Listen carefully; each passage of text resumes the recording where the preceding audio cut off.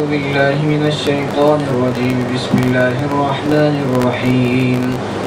واتل عليهم نبأ الذي آتيناه آياتنا فانسلخ منها فأتبعه الشيطان فكان من الغاوين. ولو شئنا لرفعناه بها ولكنه أخلد إلى الأرض واتبع هواه فمثله كمثل الكلب إن تحمل عليه يلهث أو تتركه يلهث. ذلك مثل القوم الذين كذبوا بآياتنا فاقصص القصص لعلهم يتفكرون.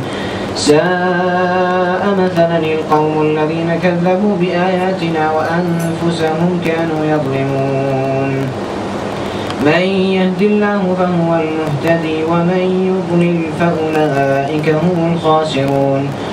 ولقد ذرأنا لجهنم كثيرا من الجن والإنس لهم قلوب لا يفقهون بها ولهم أعين لا يبصرون بها ولهم آذان لا يسمعون بها أولئك كالأنعام بل هم أضل أولئك هم الغافلون.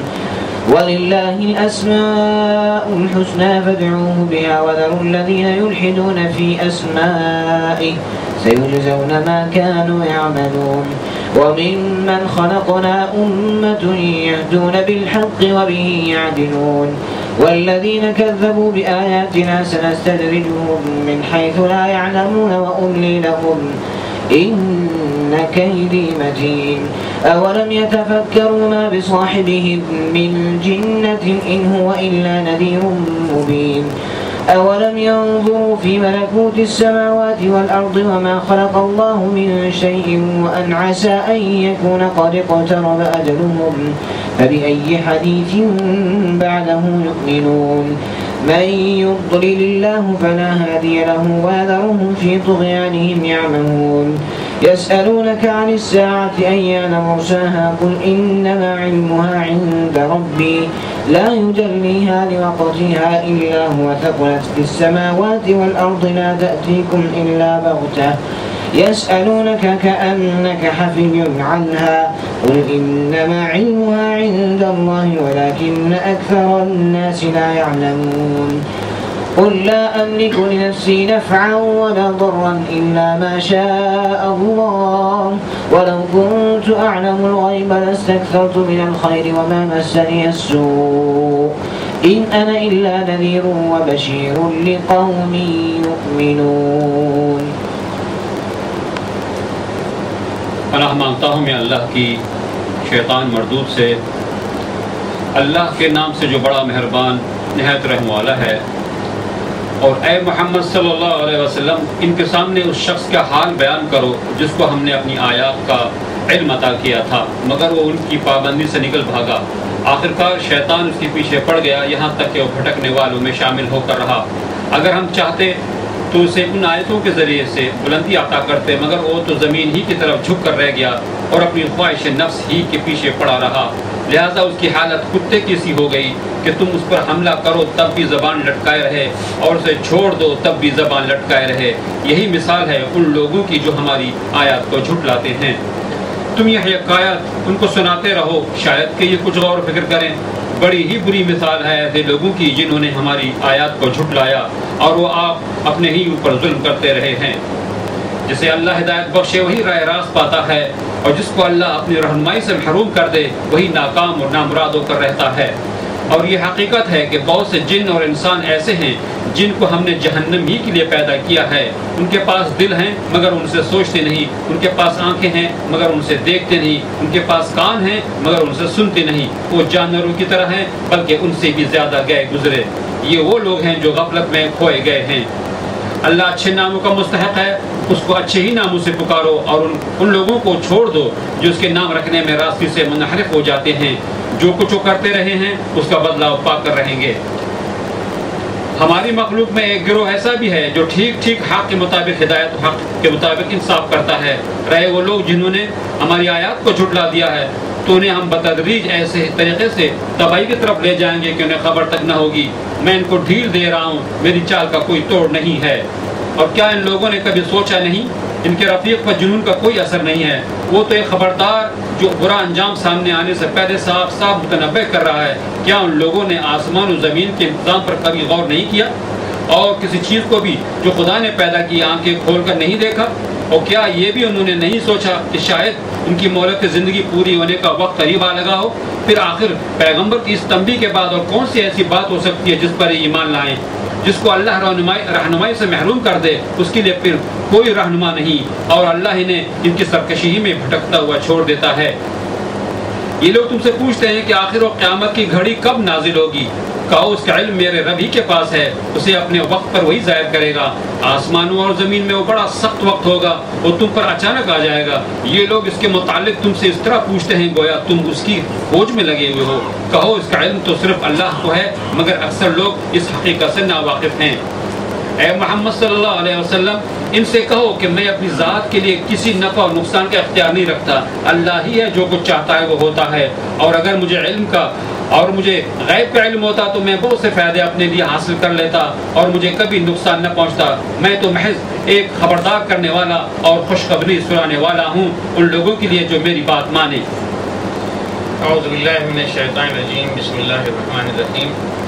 تو کل جن آیات میں درس ختم ہوا تھا ان میں آخری آیات میں عہد الست کا ذکر آیا تھا، یعنی اللہ سبحانہ و تعالیٰ نے انسانوں کو دنیا میں پیدا کرنے سے پہلے تمام انسانوں کو ابتدائی آفرینش میں پیدا کیا اور ایک جگہ جمع کیا، حضرت آدم علیہ السلام اور ان کے ساتھ ان کے بعد آنے والی پوری نسل، اور پھر وہاں پہ ان سے اپنی ربوبیت کا ان سے جو ہے اقرار کرایا۔ لوگوں نے اقرار کیا کہ ہاں ہم اس بات کی گواہی دیتے ہیں کہ آپ ہی ہمارے رب ہیں۔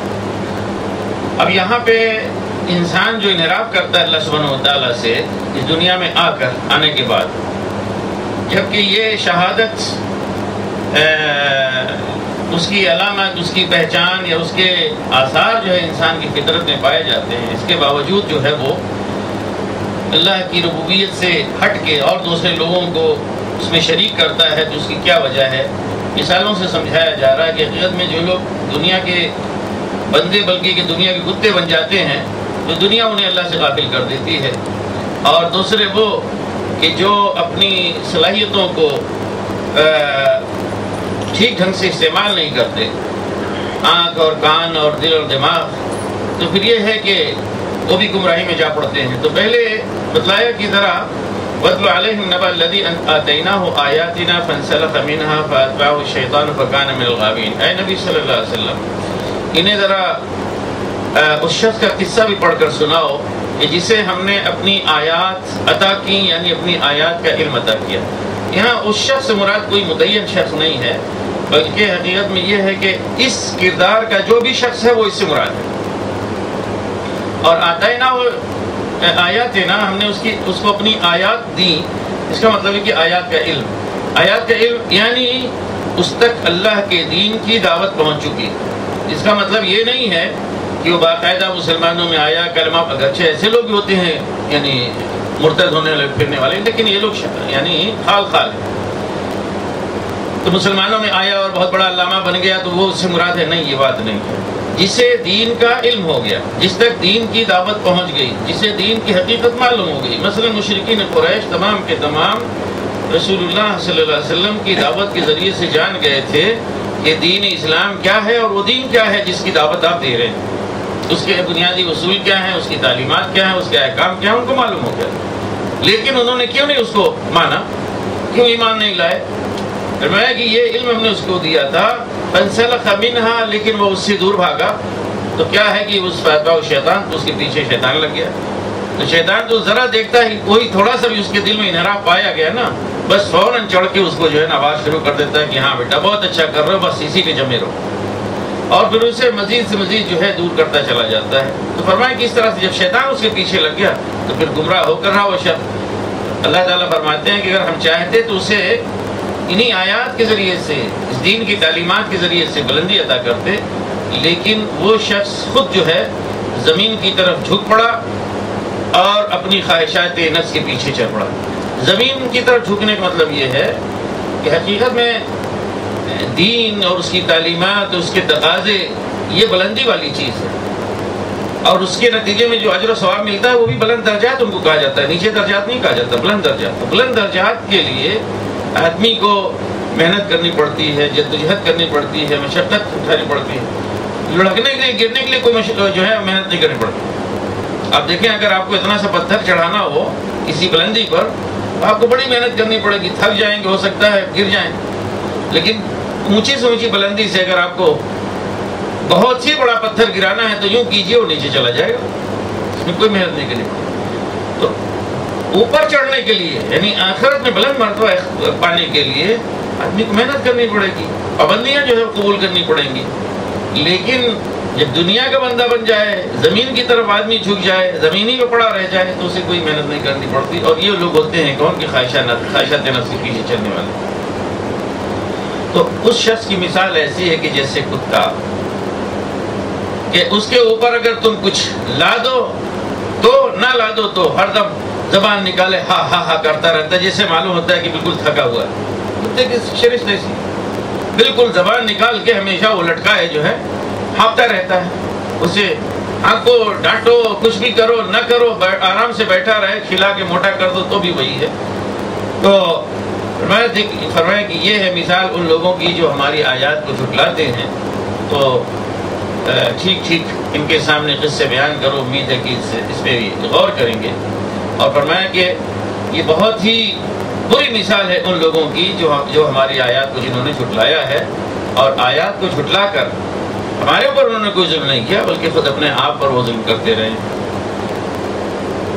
اور آگے فرمایا کہ ہم نے جنوں اور انسانوں میں سے بہت تیرے لوگ ہیں کہ جنہیں جہنم ہی کے لیے پیدا کیا۔ یہ مفہوم یعنی پوری آیت کو جب تک سامنے نہ رکھیں تو مفہوم واضح نہیں ہوتا، یا غلط لوگ سمجھتے ہیں۔ ابتدا میں لوگ یہ سمجھتے ہیں کہ اللہ تعالیٰ نے اس لیے پیدا کیا ہے کہ وہ سیدھے جہنم میں جائیں، ان کا یعنی کوئی مقصد ہی نہیں ہے کہ وہ جنت میں جائیں، یا ان کے سامنے یہ بھی ٹارگٹ رکھا گیا، ایسا نہیں۔ اللہ تعالیٰ فرماتے ہیں کہ ہم نے جہنم کے لیے پیدا کیا، یہ اس کا مفہوم یہ نہیں۔ ہم نے انسانوں کو پیدا کیا، اللہ تعالیٰ فرماتے ہیں، اور جناتوں کو ہم نے پیدا کیا، لیکن جب انہوں نے لہم قلوب لا یفقہون بہا ولہم اعین لا یبصرون بہا ولہم آذان لا یسمعون بہا، کہ جب انہوں نے وہ دل جو ہم نے انہیں عطا کیے تھے ان سے سمجھنے بوجھنے کا کام لینا چھوڑ دیا، اور وہ آنکھیں جو ہم نے دی تھی دیکھنے کے لیے دیکھنا جو ہے نہیں بند کر دیا، اور کان سننے کے لیے دیے تھے ان سے سننا بند کر دیا، تو پھر کیا ہے کہ ایسے لوگ کیا ہے جہنم کے ایندھن نہیں بنیں گے تو کیا بنیں گے؟ تو مطلب یہ ہے کہ ایسے لوگ جن اور انس جنہیں ہم نے یہ تمام صلاحیتیں دی تھی باقی تمام دوسرے جنوں اور انسانوں کی طرح، یہ بھی انہی کی طرح جو ہے آگے بڑھیں اور جنت حاصل کریں، لیکن جب یہ صلاحیتیں جن کے ذریعے سے انسان حق کو پہچانتا اور پاتا ہے جب ان کا غلط استعمال کرنا ہی بند کر دیا تو ظاہر ہے کہ پھر جہنم کے ایندھن بن کے رہے۔ تو فرمایا کہ یہ لوگ کیا ہے، اولئک کالانعام بل ہم اضل، یہ لوگ جانور یا چوپائے جیسے ہیں بلکہ ان سے بھی زیادہ گمراہ تھے۔ ظاہر ہے کہ اگر کوئی شخص عقل رکھتے ہوئے عقل سے کام نہ لے تو انسان کا مابین امتیاز جانور کے مقابلے میں کیا ہے؟ یہی ہے، عقل ہے۔ اگر عقل سے وہ صحیح استعمال لینا اور کرنا چھوڑ دے تو پھر ظاہر ہے کہ وہ جانور ہی نہیں جانور سے بدتر، اس لیے کہ جانور کی ایک محدود فطرت ہوتی ہے، وہ اپنی فطرت کے اندر رہتے ہوئے اس دائرے میں رہتے ہوئے جس مقصد کے لیے اللہ سبحانہ وتعالیٰ نے اسے پیدا کیا وہ مقصد ادا کر رہا ہو، اس لیے وہ جو ہے ٹھیک ہے محدود عقل کے باوجود اپنا چونکہ کام کر رہا ہے اس لیے گمراہ نہیں۔ لیکن انسان اعلیٰ تر مقاصد کے لیے پیدا کیا گیا ہے، اس کے لیے اعلیٰ تر صلاحیتیں بھی اس کو دی گئی ہیں، جب ان کو استعمال نہیں کرتا تو پھر وہ ہے کہ اپنے مقام و مرتبہ سے صرف گرتا ہی نہیں ہے کہ اتنا آگے کسی جگہ پہ رک جائے یا جانوروں کے برابر آگے ٹک جائے، بلکہ یہ ہے کہ بہت ہی گراوٹ میں مبتلا ہو جاتا ہے کہ جانور سے بھی پست ہو جاتا ہے۔ اور پھر فرمایا کہ اللہ ہی کے لیے ہیں اسماء حسنہ، بہترین نام، تو اللہ کو انہی ناموں سے پکارو، یعنی اللہ کو کسی ایسے نام سے نہ پکارو جو اس کے شایان نشان نہیں ہے، یا جس کے جو اس نام سے اگر اسے پکاریں تو اس کی صفات میں، اس کے حقوق اور اختیارات میں کوئی نقص اور کمی لازم آئے۔ تو اللہ تعالیٰ نے اپنے نام خود بتا دیے ہیں، اللہ کو ان ناموں سے یاد کرو۔ تو یہاں پہ مقصد یہ ہے کہ کوئی ایسا نام، جیسے مثال کے طور پر کوئی شخص یہ کہے کہ اللہ جو ہے کسی کا باپ، اللہ کسی کا باپ ہے یا کوئی اللہ کا بیٹا ہے والعیاذ باللہ، تو یا کہے کہ منسوب کرے کہ فلاں جو ہے ہستی وہ اللہ کا بیٹا ہے اور کوئی اور اللہ کی بیوی ہے، بھلے اعوذ باللہ، یہ کیا ہی اللہ کی شان نشان نہیں ہے۔ اسی طرح سے اللہ کی صفات جو اللہ تعالیٰ نے اپنے لیے پسند فرمائی اور بیان فرمایا ہمارے لیے، ان کا جو واضح معنی اور مفہوم ہے، اس کے نتیجے میں اللہ کے حقوق اور اختیارات بنتے ہیں۔ وہ حقوق اور اختیارات جزوی طور پر یا کلی طور پر ہم کسی اور کو دے دیں، یہ کیا ہے، یا اس صفت کو اس سے کم معنی اور مفہوم میں اللہ کے لیے مانے، تو یہ اللہ کے ساتھ کیا ہے، الحاد ہوگا۔ الحاد کا مطلب یہ ہے کہ انحراف۔ تو جو لوگ اللہ کے ناموں میں الحاد کرتے ہیں یعنی انحراف کرتے ہیں، یعنی غلط نام استعمال کرتے ہیں یا صفات کو غلط معنی و مفہوم میں یا ناقص معنی و مفہوم میں استعمال کرتے ہیں، انہیں چھوڑو، انہیں ان کی بدعملی کی جو سزا دی جائے گی۔ آگے فرمایا آیت نمبر 184 میں کہ یہ لوگ یعنی مشرکین عرب، کیا یہ لوگ سوچتے نہیں ہیں، انہوں نے اس پہ غور نہیں کیا کہ ما بصاحبہم من جنہ، ان کے صاحب، ان کے رفیق پہ کوئی جنون نہیں طاری ہے، یعنی ان کا ساتھی، اس سے مراد حضرت محمد صلی اللہ علیہ وسلم، ان کے اپنے درمیان کا رہنے والا شخص، اس کو جانتے ہیں اچھی طرح سے، تو یہ کوئی دیوانہ شخص نہیں ہے جو اسے کوئی دیوانگی نہیں لاحق ہو گئی ہے، وہ تو کھلا کھلا ڈرانے والا ہے۔ اور پھر آگے آیت نمبر 187 میں فرمایا کہ یہ لوگ ان سے قیامت کے بارے میں پوچھتے ہیں کہ وہ کب آئے گی، کہہ دو کہ اس کا علم تو میرے ربی کے پاس ہے، یعنی میرے پاس اس کا علم ہے نہیں ہے، اللہ تعالیٰ نے مجھے قیامت کے بارے میں بتلایا ہے کہ قیامت آ کے رہے گی، آئے گی، ایک وقت آئے گا کہ دنیا ختم ہو جائے گی، لیکن وہ وقت کب آئے گا یہ علم اللہ تعالیٰ نے مجھے نہیں دیا، اس کا علم اللہ ہی کے پاس ہے۔ اگر نبی قیامت کا علم نہیں رکھتا، اس کا مطلب یہ نہیں کہ قیامت رک جائے گی، جس کا آنا نہ صرف یہ کہ انبیاء نے اس کی تعلیم دی ہے، بلکہ اس کا آنا انسان کی عقل اور فطرت کا لازمی تقاضا ہے۔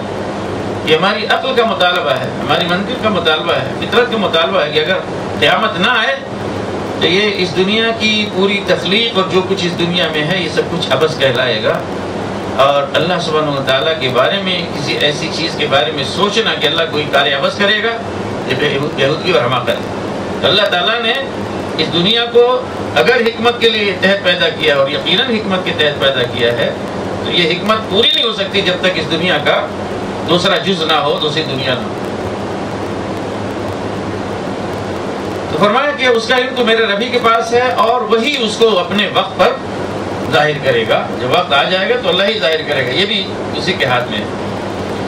اور یہ بھی بتلایا کہ وہ اچانک تمہارے پاس آئے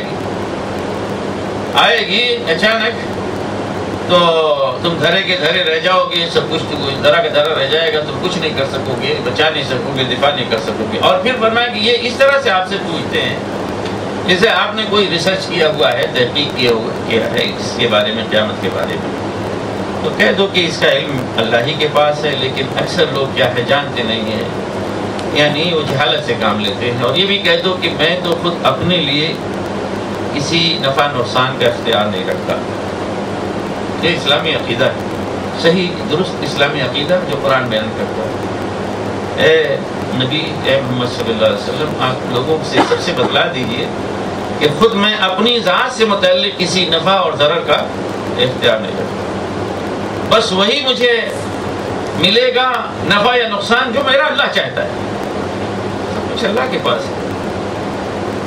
اگر وہ چاہتا ہے کہ مجھے کچھ نفع حاصل ہو تو اللہ وہ دے گا، اگر وہ چاہتا ہے مجھے کسی مصیبت میں، پریشانی میں گرفتار کرنا، تنگی میں گرفتار کرنا، تو اللہ کی مرضی وہی کر سکتا ہے۔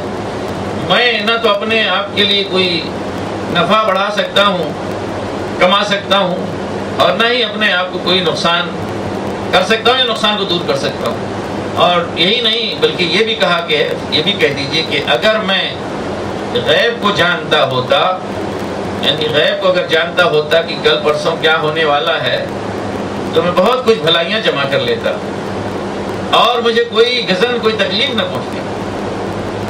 دیکھ رہے ہیں بھائی پرسوں کیا ہونے والا ہے، فلاں گاڑی سے جا رہے ہیں، اس جگہ ایکسیڈنٹ ہو گیا، گاڑی بیٹھیں گی، جب یہی معلوم ہو جائے غیب میں کہ وہ گاڑی میں ہم جائیں گے پرسوں اور فلاں جگہ پہنچ کے ایکسیڈنٹ ہو جائے گا، اس میں چوٹ لگ جائے گی یا مر جائے گا، گاڑی میں بیٹھیں گے ہی نہیں، ٹھیک ہے نا.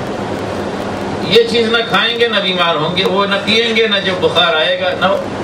تو نبی صلی اللہ علیہ وسلم کے بارے میں آپ کی زبان مبارک سے بات کہلوائی جا رہی ہے کہ اگر مجھے غیب کا علم ہوتا تو بہت ساری بھلائیاں، بھلائی کا مطلب خیر، مطلب ہر وہ چیز جو انسان کے مفاد میں ہو بہتر میں جمع کر لیتا. وما مسنی السوء، اور مجھے کوئی تکلیف جو ہے نہ پہنچتی. آرام سے آدمی بیماری نہیں ہوتا، کوئی پریشانی نہیں ہوتی. لیکن آپ دیکھیں کہ جس امت کے نبی سے یہ بات کہلوائی جا رہی ہے، اب وہ اس امت کو کیا کہیں، اور بڑے اس میں جذبات میں آ کر، عقیدت میں آ کر، جیسے معلوم ہوتا ہے کہ رسول اللہ صلی اللہ علیہ وسلم کا مقام مرتبہ بڑھا رہے ہیں، ان کے بغیر ان کا مرتبہ کچھ کم تھا. نہیں، وہ غیب بھی جانتے ہیں، ہر جگہ حاضر و ناظر ہیں. وہ بھی کب؟ اب زندہ بھی نہیں ہیں، چلے گئے ہیں، اس دنیا سے رخصت ہو چکی ہے اس کے بعد.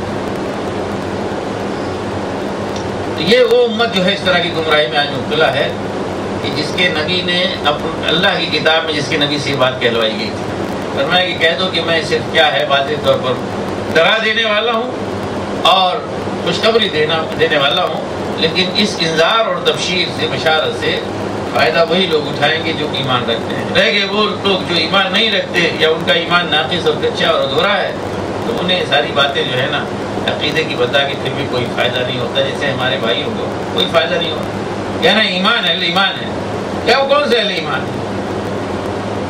اس کے برعکس جو ہے وہ عقیدے گھڑتے ہیں، اور پھر یہ کہ اگر آپ ان کو سمجھانے جائیں، قرآن سنائیں تو ماننے کے لیے تیار نہیں، آپ کے اوپر لاٹھی لے کے دوڑ جائے گا.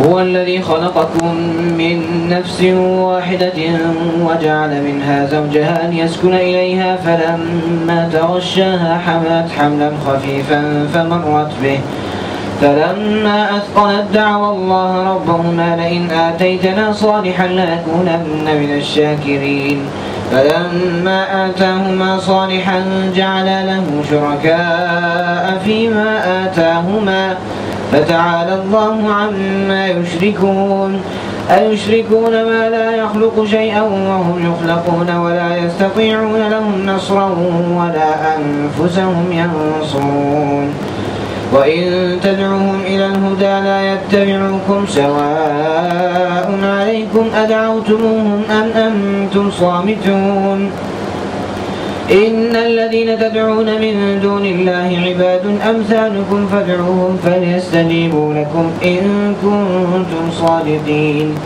ألهم أرجل يمشون بها أم لهم أيدي يبطشون بها أم لهم أعين يبصرون بها أم لهم آذان يسمعون بها قل ادعوا شركاءكم ثم كيدون فلا تنظرون إن وليي الله الذي نزل الكتاب وهو يتولى الصالحين والذين تدعون من دونه لا يستطيعون نصركم ولا أنفسهم ينصرون وإن تدعوهم إلى الهدى لا يسمعوا وتراهم ينظرون إليك وهم لا يبصرون خذ العفو وأمر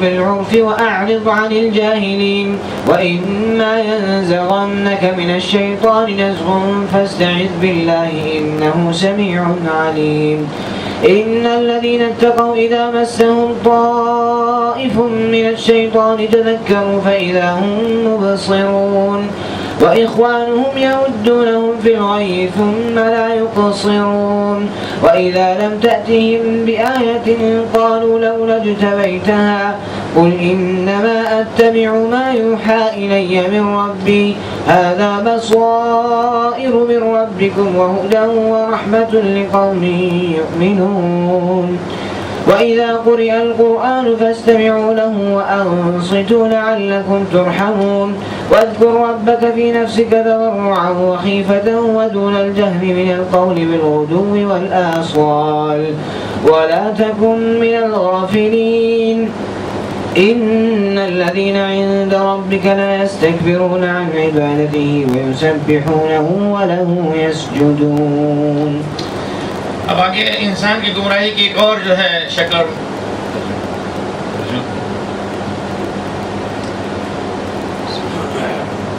وہ اللہ ہی ہے جس نے تمہیں ایک جان سے پیدا کیا اور اس کی جن سے اس کا جوڑا بنایا تاکہ اس کے پاس سکون حاصل کرے. پھر جب مرد نے عورت کو ڈھانک لیا تو اسے ایک خفیف سا حمل رہ گیا جسے لیے وہ چلتی پھرتی رہی. پھر جب وہ بوجھل ہو گئی تو دونوں نے مل کر اللہ اپنے رب سے دعا کی کہ اگر تو نے ہم کو اچھا سا بچہ دیا تو ہم تیرے شکر گزار ہوں گے. مگر جب اللہ نے ان کو ایک صحیح سالم بچہ دے دیا تو اس کی اس بخشش و عنایت میں دوسروں کو اس کا شریک ٹھہرانے لگے. اللہ بہت بلند و برتر ہے ان مشرکانہ باتوں سے جو یہ لوگ کرتے ہیں. کیسے نادان ہیں یہ لوگ کہ ان کو خدا کا شریک ٹھہراتے ہیں جو کسی چیز کو بھی پیدا نہیں کرتے بلکہ خود پیدا کیے جاتے ہیں، جو نہ ان کی مدد کر سکتے ہیں اور نہ آپ اپنی مدد پر قادر ہیں. اگر تم انہیں سیدھی راہ پر آنے کی دعوت دو تو تمہارے پیچھے نہ آئیں. تم خواہ انہیں پکارو یا خاموش رہو، دونوں صورتوں میں تمہارے لیے یکساں ہی رہے. تم لوگ خدا کو چھوڑ کر جنہیں پکارتے ہو وہ تو محض بندے ہیں جیسے تم بندے ہو. ان سے دعائیں مانگ کر دیکھو یہ تمہاری دعاؤں کا جواب دیں اگر ان کے بارے میں تمہارے خیالات صحیح ہیں. کیا یہ پاؤں رکھتے ہیں کہ ان سے چلیں؟ کیا یہ ہاتھ رکھتے ہیں کہ ان سے پکڑیں؟ کیا یہ آنکھیں رکھتے ہیں کہ ان سے دیکھیں؟ کیا یہ کان رکھتے ہیں کہ ان سے سنیں؟ اے محمد صلی اللہ علیہ وسلم ان سے کہو کہ بلا لو اپنے ٹھہرائے ہوئے شریکوں کو، پھر تم سب مل کر میرے خلاف تدبیریں کرو اور مجھے ہرگز مہلت نہ دو. میرا حامی و ناصر وہ خدا ہے جس نے یہ کتاب نازل کی ہے اور وہ نیک آدمیوں کی حمایت کرتا ہے. بخلاف اس کے کہ تم جنہیں خدا کو چھوڑ کر پکارتے ہو وہ نہ تمہاری مدد کر سکتے ہیں نہ خود اپنی ہی مدد کرنے کے قابل ہیں، بلکہ اگر تم انہیں سیدھی راہ پر آنے کے لیے کہو تو تمہاری بات سن بھی نہیں سکتے. بظاہر تم کو ایسا نظر آتا ہے کہ تمہاری طرف دیکھ رہے ہیں مگر فی الواقع وہ کچھ بھی نہیں دیکھتے. اے نبی صلی اللہ علیہ وسلم نرمی و درگزر کا طریقہ اختیار کرو، معروف کی تلقین کیے جاؤ، جاہلوں سے نہ الجھو. اگر کبھی شیطان تمہیں اکسائے تو اللہ کی پناہ مانگو، وہ سب کچھ سننے اور جاننے والا ہے. حقیقت میں جو لوگ متقی ہیں ان کا حال تو یہ ہوتا ہے کہ کبھی شیطان کے ہر اثر سے کوئی برا خیال اگر انہیں چھو بھی جاتا ہے تو فوراً چوکنے ہو جاتے ہیں اور پھر انہیں صاف نظر آنے لگتا ہے کہ ان کے لیے صحیح طریقہ کار کیا ہے. رہے ان کے یعنی شیاطین کے بائی بند تو انہیں کجروی میں کھینچے چلے جاتے ہیں اور انہیں بھٹکانے میں کوئی کسر اٹھا نہیں رکھتے. اے نبی صلی اللہ علیہ وسلم جب تم ان لوگوں کے سامنے کوئی نشانی یعنی معجزہ پیش نہیں کرتے تو یہ کہتے ہیں کہ تم نے اپنے لیے کوئی نشانی کیوں نہ منتخب کر لی. ان سے کہو میں تو صرف اس وحی کی پیروی کرتا ہوں جو میرے رب نے میری طرف بھیجی ہے. یہ بصیرت کی روشنیاں ہیں تمہارے رب کی طرف سے اور ہدایت و رحمت ان لوگوں کے لیے جو اسے قبول کریں. جب قرآن تمہارے سامنے پڑھا جائے تو اسے توجہ سے سنو اور خاموش رہو، شاید کہ تم پر رحمت ہو جائے. اے نبی صلی اللہ علیہ وسلم اپنے رب کو صبح اور شام یاد کیا کرو، دل میں اور ظاہری خوف کے ساتھ اور زبان سے بھی ہلکی آواز کے ساتھ. تم ان لوگوں میں سے نہ ہو جاؤ جو غفلت میں پڑے ہوئے ہیں. جو فرشتے تمہارے رب کے حضور تقرب کا مقام رکھتے ہیں وہ کبھی اپنی بڑائی کے گھمنڈ میں آ کر اس کی عبادت سے منہ نہیں موڑتے اور اس کی تسبیح کرتے ہیں اور اس کے آگے جھکے رہتے ہیں. تو انسان کی گمراہی یا یہ کہہ لیجیے کہ اللہ کے ساتھ شرک کرنا اس کی ایک مثال اور بیان کی جا رہی ہے یہاں پہ کہ یہ حقیقت بتلائی گئی کہ اللہ ہی ہے کہ جس نے تم سب لوگوں کو پیدا کیا ہے. یہ ہر انسان جانتا ہے کہ اسے اللہ نے پیدا کیا ہے، تم سب لوگوں کو اللہ ہی نے پیدا کیا ہے اور پھر اس کا جوڑا بھی ایک ہی جنس سے پیدا کیا ہے، من نفس واحدہ. یعنی مرد اور عورت یہ ایک دوسرے کے جوڑے ہیں. ان سب کو اللہ تعالیٰ نے بنایا ہے، پیدا کیا ہے ایک ہی جنس سے. اور یہ بھی ہے کہ اپنے جوڑے کے ساتھ ایک دوسرے کو سکون ملتا ہے. اللہ تعالیٰ کی ایک نشانیوں میں سے یہ ایک نشانی ہے. مرد کے لیے شوہر کے لیے اس کی بیوی، بیوی کے لیے اس کے شوہر، یہ باعث سکون ہے کہ لیسکن الیہا، وہاں پہ سکون حاصل کرے. ابتداءً اللہ تعالیٰ نے سب کو پیدا کیا اور پھر اسی طرح سے انسانوں کی نسل جو ہے وہ چلی جا رہی آگے. لیکن ہوتا یہ ہے کہ ایک آدمی اب خود ہوا اپنے بارے میں جانتا ہے کہ اللہ نے مجھے پیدا کیا.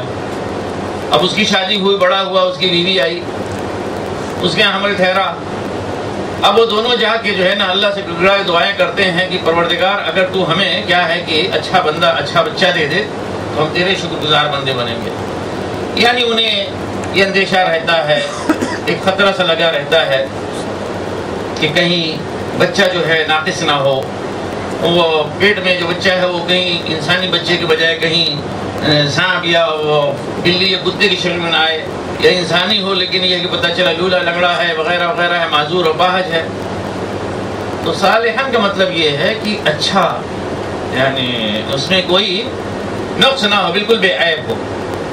تو وہ فرمایا کہ جب اس کا حمل آگے بڑھتا ہے، بوجھل ہو جاتی ہے حمل سے، تو دونوں مل کے اپنے رب سے یعنی اللہ سے دعا کرتے ہیں کہ اگر تو نے ہمیں اچھا سا اور بے عیب بچہ دے دیا تو ہم تیرے شکر گزار بندے بن کے رہیں گے. لیکن وہی دعا کرنے والے جب ان کے ہاں بچے کی ولادت ہو جاتی ہے، ایک اچھا سا منا آ جاتا ہے، پیارا سا بچہ آ جاتا ہے، تو پھر اس بچے میں جو ہے اللہ تعالیٰ کے اور سارے وہ شریک ٹھہرانے لگتے ہیں. پھر بچے کو لے کر جاتے ہیں فلاں بابا کے ہاں نظر اور منت پوری کرنے کے لیے، دوسرے بابا کے ہاں جاتے ہیں وہ جو ہے نا اظہار کرنے کے لیے، اظہار نعمت، اعتراف نعمت کے طور پر کہ بابا آپ کی جو ہے نا مہربانی ہے، آپ کی وجہ سے بچہ ہمیں مل گیا یا آپ نے دلا دیا. تو فرمایا کہ فلما آتاہم صالحا جعل لہ شرکاء، اللہ ٹھیک ٹھاک بچہ دے دیتا ہے تو اللہ کے یہ شریک بنا لیتے ہیں. اسی طرح سے اور یہ بھی ہوتا ہے کہ سب سے بڑا شرک یوں بھی رکھا جاتا ہے. آج تو ہمارے یہاں بہت سارے لوگ خیر بلا سوچے سمجھے ایسے ہی نام رکھ دیا کرتے ہیں، معاشرے میں رائج ہے تو رکھ دیا کرتے ہیں، کوئی پلاننگ کے تحت نہیں. لیکن بعض جگہوں پہ اور بسا اوقات پلاننگ کے تحت ہوا. مثلا پیر بخش اگر کہا گیا تو پیر بخش ایک چل گیا ہے نام. بعض جگہوں پہ لوگ جانتے نہیں کہ پیر بخش کا مطلب کیا ہے، بس سمجھے کہ ایک نام ہے، نام رکھ دیا، ٹھیک ہے. لیکن پیر بخش تو مطلب وہی ہو گیا نا کہ اللہ بخش جس کو ہونا چاہیے تھا، جس کا نام ہونا چاہیے تھا اللہ بخش، اس کا نام کیا کر دیا؟ پیر بخش، ولی بخش اور وغیرہ وغیرہ بخش. پھر یہ ہے کہ نام جیسے یہ بھی رکھ دیتے ہیں، یہ تو جان بوجھ کے رکھتے ہیں کہ عبد الحسین، عبد علی. ہمارے بھائی جو یہاں پہ ہیں عبد الحسین، حسین کا بندہ، تو اس کو تو عبداللہ عبد الرحمن ہونا چاہیے، حسین کا کیوں بندہ؟ عبد علی، علی کا بندہ، عبد الزہرا. اور دن بدن ان کی گمراہی میں حقیقت میں سنیوں کے ساتھ ان کا جو غوض اور وہ بخار ہے نا، وہی وہ مزید ان کو شرک اور کفر پہ آمادہ کرتا ہے. اب ان کی قدیم تاریخ میں نہیں پائیں گے اتنا اس حد تک شرک. اب جتنا وقت آگے بڑھتا چلا جاتا ہے اتنا ہی وہ اب یہ کہ عبد علی، عبد حسین اور عبد الزہرا اور آگے آگے پتہ نہیں کیا ہوگا، عبد زینب، عبد الشبر اور یہ سارے رکھتے چلے جائیں گے. یہ کیا ہے کہ اللہ سبحانہ و تعالیٰ کے ساتھ شرک کرنا اور اس نعمت کی ناشکری جو اللہ تعالیٰ نے بچے کی شکل میں جسے نوازا تھا. تو فرمایا اللہ تعالیٰ بہت بلند اور برتر ہے ان ذاتوں سے، ان ہستیوں سے، ان چیزوں سے جنہیں یہ اللہ کا شریک ٹھہراتے ہیں. یہ کیا اللہ کے شریک ٹھہراتے ہیں ان کو جو کچھ پیدا نہیں کرتے بلکہ خود پیدا کیے جاتے ہیں. عجیب المیہ ہے انسانی تاریخ کا، مشرکین کا. وہ کچھ بناتے نہیں ہیں، خود پیدا کیے جاتے ہیں لیکن ان کو شریک ٹھہراتے ہیں. اور نہ تو وہ ان کی مدد کر سکتے ہیں، نہ اپنی مدد کرنے پہ وہ خود کوئی قدرت رکھتے ہیں. مثلا کوئی بت ہے، جا کے دو تماچا لگائیے اس کو، دیکھیے کیا کرتا ہے، وہ اپنا دفاع کرے گا. حضرت ابراہیم نے تو توڑ تاڑ کے سب سے بڑے بت کو گرا دیا تھا، پھینک دیا تھا، اور لوگوں نے آ کے ڈرایا، ارے بھائی کس نے کیا، اس کا ستیہ ناش ہو جائے گا. کون سا ستیہ ناش ہو جائے گا؟ وہ سارے بیٹھ کے تماشا دیکھ رہے، سارے بتوں کو جو ہے نا انہوں نے توڑ کے بڑے کے سر پہ جو ہے وہ رکھ دی کلاڑی یا ہتھوڑی. یہ ہے اس نے ساری بدماشی کی ہے. پوچھنا تو اس سے پوچھو، اگر جواب دیتا ہے تو اس سے پوچھو، کہاں جواب دے گا وہ؟ تو یہ یعنی شرک کی حقیقت ہے. اور مشرکین لیکن بس وہی ہے کہ جب بچڑے کی محبت دل میں گھول کے پلا دی جاتی ہے نا تو کسی طرح سے نکلتی نہیں، جاننے کے باوجود کہ بچڑا ہے اور ایک یعنی بت ہے کچھ نہیں، لیکن اس کے باوجود جو ہے اس کے پیچھے لگے ہوئے ہیں. آگے فرمایا کہ جنہیں تم اللہ کو چھوڑ کر پکارتے ہو یا اللہ کے بالمقابل دوسروں کو جو پکارتے ہو، ان سے دعائیں کرتے ہو، ان کی عبادت کرتے ہو، تو یہ کیا ہیں؟ تمہارے جیسے بندے ہیں. انہیں پکار کر دیکھو کہ تمہاری کوئی بات سنتے ہیں، کوئی تمہاری ڈیمانڈ پوری کرتے ہیں، ریکویسٹ پوری کرتے ہیں؟ نہیں. پھر کہا کہ ذرا ان کو دیکھو، یہ بتوں کو، کیا ان کے پاس کوئی ٹانگیں ہیں کہ جس پہ چلیں، ہاتھ ہیں کہ جس سے یہ پکڑیں، آنکھیں ہیں کہ جس سے دیکھیں، کان ہیں کہ اس سے سنیں؟ کچھ نہیں. آج ہمارے ہاں ہندوؤں کے بت جو ہے نا بڑے خوبصورت، خاص طور سے ان کی دیویاں جو ہیں نا، شاید ان کو اس میں ان کی جنسی لذت کی تسکین ہوتی ہے اور دن بدن خوبصورت سے خوبصورت بناتے چلے جاتے ہیں. آپ لوگوں کو کم اس کا موقع ملا ہے یا نہیں ملا ہے دیکھنے کا. ہم لوگ تو دیکھیں، میں بچپن سے آج تک جسے ہمارے ہاں وہ کیلنڈر بناتے ہیں نا، تو مسلمان فنکار جو ہے اپنے فن کا کے مہارت کا وہ مظاہرہ کرتے ہیں کہ کعبہ اور مدینہ اور جو سارے دونوں مکس کر کے بناتے ہیں. اور پھر اس میں شیعہ حضرات اپنے پاک پنجتن بناتے ہیں. پھر وہ ہر ایک وہ اپنے طرح سے بناتا ہے. پھر ہماری درگاہیں اولیاء اللہ کی وہ دکھلاتے ہیں. یہ مسلمانوں کے کارنامے ہوتے ہیں. ہندوؤں کا کارنامہ کیا ہوتا ہے؟ ان کے سارے دیوی دیوتا تو معلوم ہے. تو اسے ہر سال جو ہے نا خوبصورت سے خوبصورت تر بنانے کی کوشش کریں گے. واقعہ یہ ہے کہ میں نے ایسے پوسٹر سیتا کے سو کارڈ سیتا ایسے پوسٹر دیکھے ہیں کہ آدمی اس کے اوپر فدا ہو جائے. ایسے پوسٹر دیکھے ہیں کہ واقعتاً یعنی کہ بس ہو سکتا ہے اگر شادی شدہ تو اپنی بیوی سے بیگانہ ہو کے ادھر بھاگنے کی چکر پڑ جائے. یہ کیا ہے؟ یہ خوبصورت پوسٹر بناتے ہیں اسی لیے اور ذرا دل لگے. تو بہرحال ان کی آنکھیں بڑی خوبصورت چمکدار بناتے ہیں, ہونٹ بھی بڑے جاذب نظر بناتے ہیں, لیکن ہے ویسے ہی کہ اس میں کوئی حرکت نہیں ہے, کوئی جان نہیں ہے. تو اللہ تعالیٰ نے فرمایا کہ ان بتوں کو دیکھو, ان کے اندر کیا کچھ قوت ہے, ہاتھ پاؤں یہ سارے کچھ اس مصرف میں آتے ہیں, کچھ نہیں. بلاؤ ان کو, پکار کے دیکھو. ان کے ساتھ مل کے تم میرے خلاف جو بھی سازش کرنا چاہتے ہو کر دیکھو, اور اس کے بعد دیکھ, مجھے کوئی موقع نہیں دو, مہلت بھی نہیں دو کہ ہاں اے محمد صلی اللہ علیہ وسلم ہم آپ کے خلاف یہ سارے جو ہے نا فتنے اٹھا رہے ہیں اور مکاریاں یاریاں کر رہے ہیں, اپنا دفاع کے لیے تیار ہو جائیے, بہت خطرات آپ کے اوپر ہیں. کچھ نہیں, آپ سارے لوگ جتنے بت ہیں آپ کے پاس, 1000 بت ہوں, سب کو مل کر لے کر ہر ایک سے التجا کریں اور دعائیں کریں کہ گڑائیں, اور آپ سب لوگ مل کے سازشیں کریں میرے خلاف, اور مجھے کوئی مہلت نہیں ہے, جو کرنا ہو کر لیجیے. کیا کریں گے؟ کچھ نہیں کریں گے.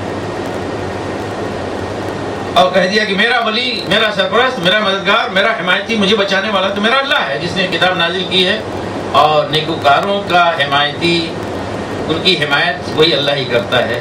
اور جنہیں تم پکارتے ہو اللہ کو چھوڑ کر, وہ نہ تو تمہاری مدد کر سکتے ہیں نہ اپنی مدد کر سکتے ہیں.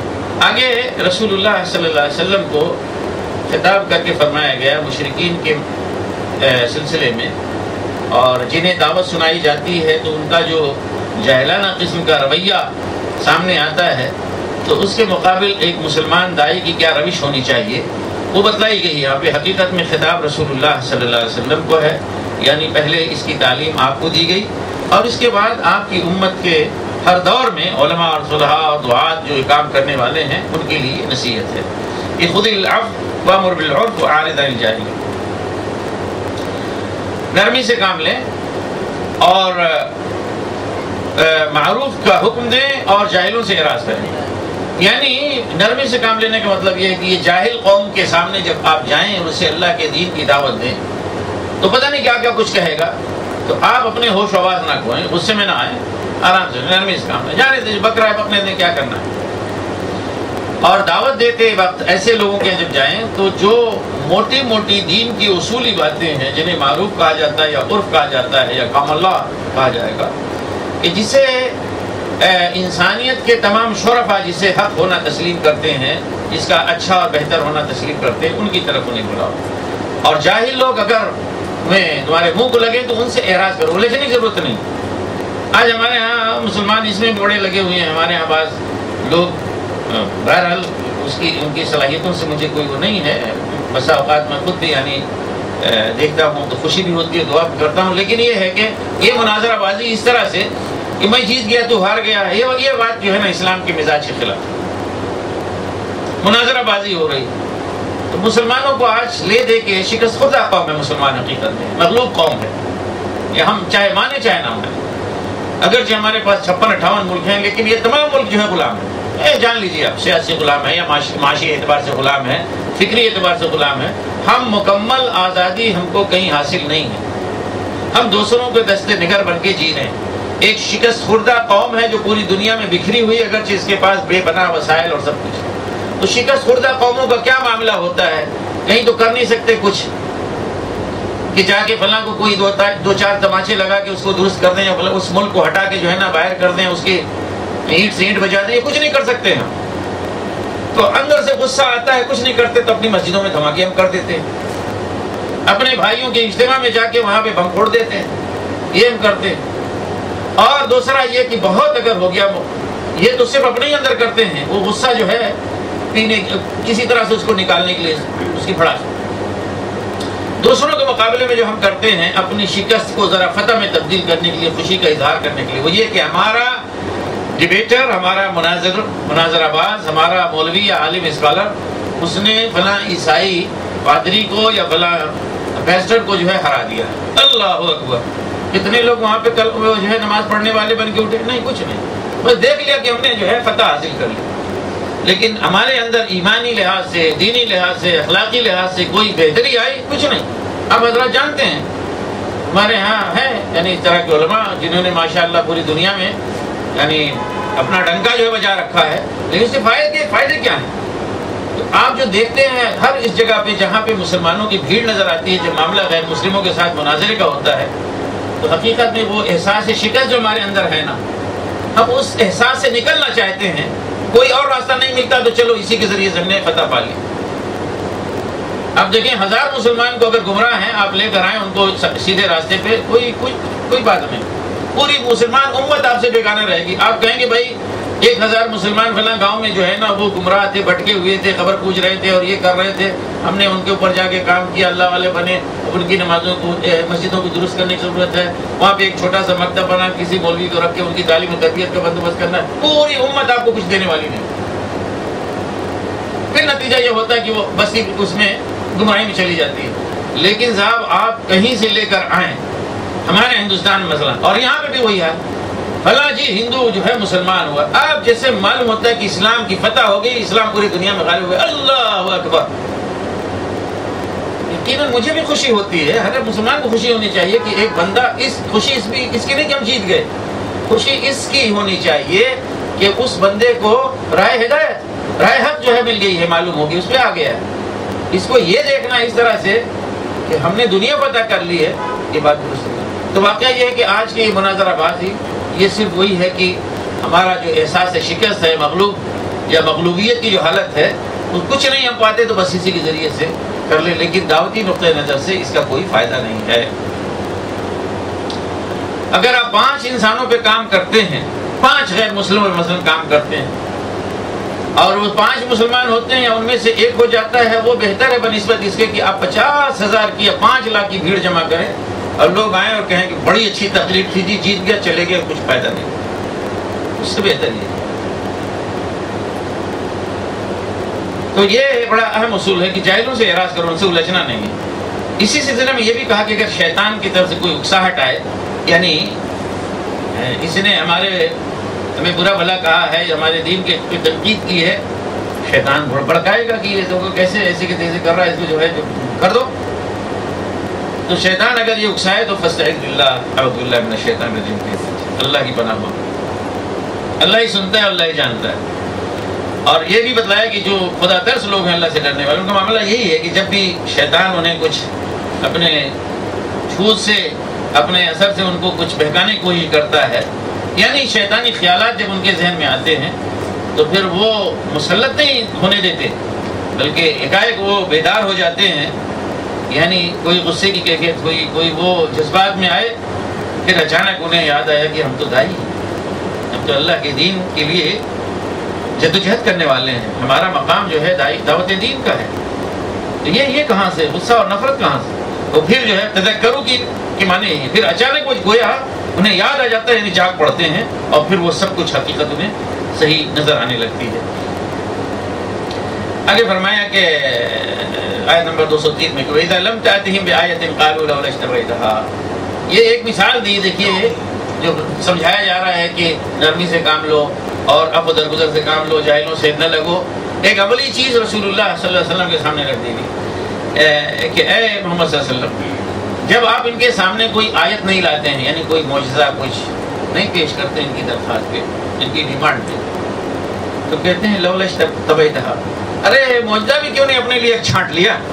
اشتبیتہا کے اصلی معنی یہاں پہ کیا ہے؟ چھانٹ لینا. مطلب یہ کہ ارے آپ تو ماشاءاللہ بڑے ماہر آدمی ہیں، اپنے لیے نبوت آپ نے تراش لی ہے، یہ بھی ایک چھانٹ لیجئے. یہ گویا بہت زہریلا طرز تھا رسول اللہ صلی اللہ علیہ وسلم کو. یعنی آپ کا کون سا آپ کے لیے مشکل ہے، آپ تو روزانہ اسی کام کرتے رہتے ہیں، ہے نا، کہ چھانٹتے رہتے ہیں، وہی آپ کے اوپر آتی ہے. یہ بھی معجزہ بھی جو ہے کوئی چھانٹ لیجیے اپنے لیے، جیسے اپنے لیے نبوت آپ نے چھانٹ لی ہے.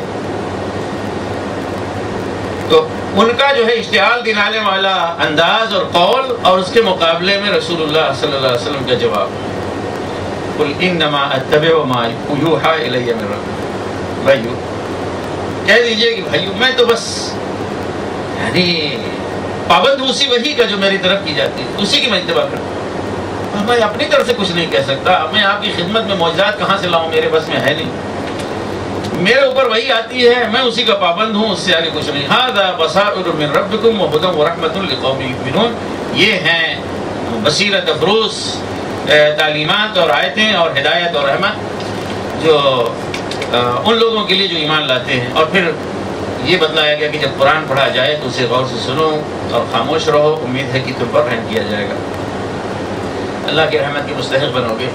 تو یہیں سے نماز میں قرات کا جو مسئلہ ہوتا ہے آج کل جتنا لوگوں نے بڑھایا ہے وہ حقیقت میں اتنا ہے نہیں جتنا یعنی اس سے کہا جا رہا ہے، اور ایک ایسا مسئلہ جس کے ذریعے سے امت کو جوڑا جانا چاہیے، اور اس میں کوئی مطلب فتنے اور جھگڑے کی بات نہیں ہے، اسے یعنی بدقسمتی سے امت کو توڑنے کے لیے استعمال کیا جا رہا ہے۔ ہمارے بھائی ذرا پرجوش قسم کے جو اٹھ کھڑے ہوئے ہیں آج کل، اور پھر یہ ہے کہ آپ کو کہہ دیں گے کہ تمہاری نمازیں ہی آج تک کی نہیں ہوئی، آپ گھبرائیں نہیں، اس طرح سے نمازیں نہیں آپ کی باطل جائیں گی۔ یہ جو آیت ہے یہاں پہ وَإِذَا قُرِئَ الْقُرْآنُ فَاسْتَمِعُوا لَهُ وَأَنصِتُوا، امام ابو حنیفہ کا استدلال اس سے کہ جب قرآن پڑھا جائے تو خاموش رہو۔ تو البتہ یہ ہے کہ وہ کہتے ہیں کہ قرآن پڑھا جاتا ہے اگرچہ آپ سنیں نہ سنیں تو خاموش رہیں، تو ان کا استدلال اس سے یہ ہے کہ پوری نماز میں امام کے پیچھے جب آپ ہوں خاموش رہیں۔ امام شافعی رحمۃ اللہ علیہ کے اس کے بالکل برعکس ہے کہ نماز کا جہری ہو یا سری ہو ہر حال میں آپ سورہ فاتحہ پڑھیں، لیکن اس کے بیچ میں امام احمد بن حنبل کا وہ ہے موقف، وہ یہ کہ جہری نماز میں خاموش رہیں اور سری میں جو ہے پڑھیں۔ تو یہ آراء تین مختلف علماء سے پائی جاتی ہیں اور ہر ایک کے حق میں دلیل ہے۔ اگر دلیل کو اس کی حیثیت کی بنیاد پہ آپ لیتے ہیں تو سب سے مضبوط دلیل امام ابو حنیفہ رحمۃ اللہ علیہ کی۔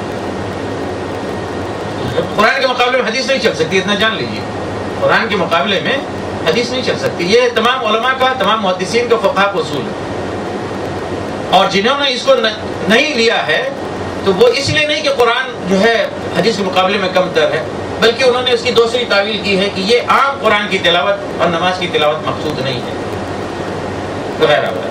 بہرحال یہ آراء پائی جاتی ہیں، گنجائش اس میں ہے۔ اگر آپ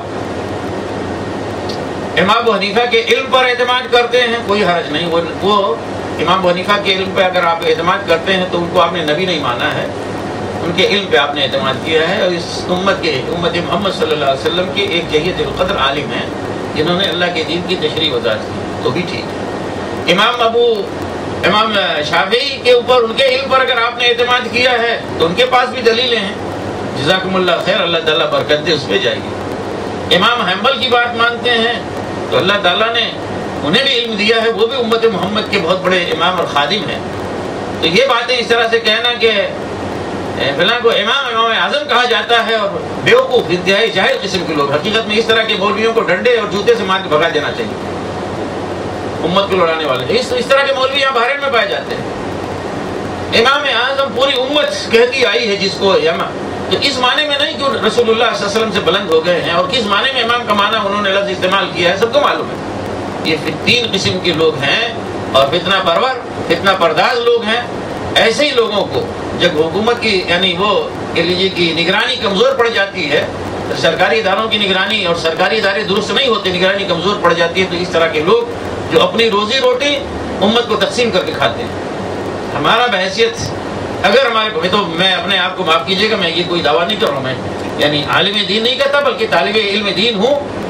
اگر ہماری کوئی ذمہ داری ہے وہ یہ کہ ہم اس امت کو جس حد تک ہمارے پاس صحیح علم ہے کوشش کریں کہ صحیح رہنمائی ان کو دیں، اور اختلافی معاملات یہ ظاہر ہے کہ سب کے سب جزوی اور فروعی ہیں، ان کو کم کریں، گھٹائیں، اور صحیح اس میں موقف جو اسلام کا رہا ہے اس سے آگاہ کریں، نہ یہ کہ ایک چھوٹی سی بنیاد بات کو لے کر بات کا بتنگڑ بنائیں، امت کو لڑا دیں اس طرح سے کہ کفر اور ضلالت کا اور ہدایت اور رہنمائی کا مسئلہ ہو جائے کہ یہ ہدایت پہ ہیں اور ضلالت پہ ہیں اور کفر پہ ہیں، ایمان پہ ہیں۔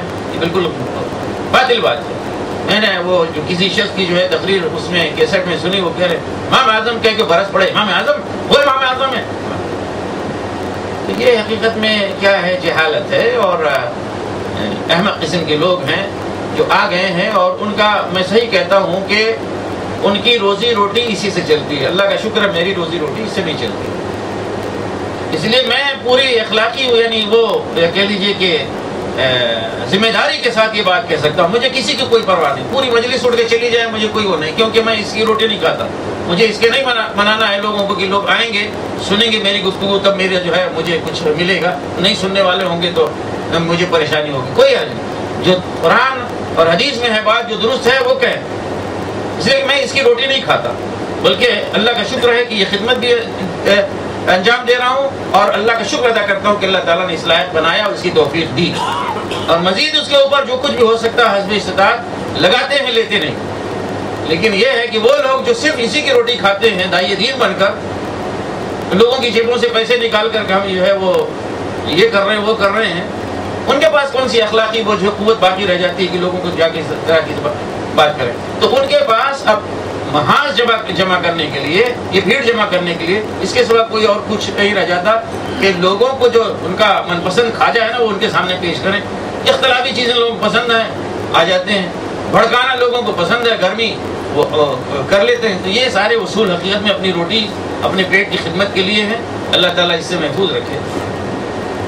اور اب آخری آیت میں وہ سجدہ کی آیت ہے. سجدہ کی آیت کے بارے میں یہ ہے کہ آیت سجدہ پہ سجدہ کرنا چاہیے. امام ابو حنیفہ رحمۃ اللہ علیہ کے نزدیک یہ واجب ہے, اور دوسرے ائمہ کے نزدیک سنت ہے. تو بہرحال یہ ایک جو کہتے ہیں سنت ہے, سنت بھی ان کے نزدیک وہ سنت ہے کہ جس کی پابندی ہمیشہ لوگوں نے کی ہے, یعنی سنت موقدہ. تو اس کے بعد آپ لوگ, اور یہ پہلا سجدہ ہے, آپ لوگ سجدہ کر لیں گے. بسم اللہ الرحمن الرحیم. يسألونك عن الأنفال قل الأنفال لله والرسول فاتقوا الله وأصلحوا ذات بينكم وأطيعوا الله ورسوله إن كنتم مؤمنين. إنما المؤمنون الذين إذا ذكر الله وجلت قلوبهم وإذا تليت عليهم آياته زادتهم إيمانا وعلى ربهم يتوكلون. الذين يقيمون الصلاة ومما رزقناهم ينفقون أولئك هم المؤمنون حقا لهم درجات عند ربهم ومغفرة ورزق كريم.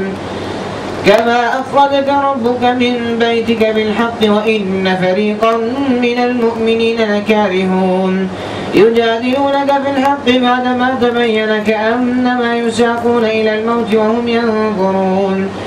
وإذ يعدكم الله إحدى الطائفتين أنها لكم وتودون أن غير ذات الشوكة تكون لكم ويريد الله أن يحق الحق بكلماته ويقطع دابر الكافرين ليحق الحق ويبطل الباطل ولو كره المجرمون.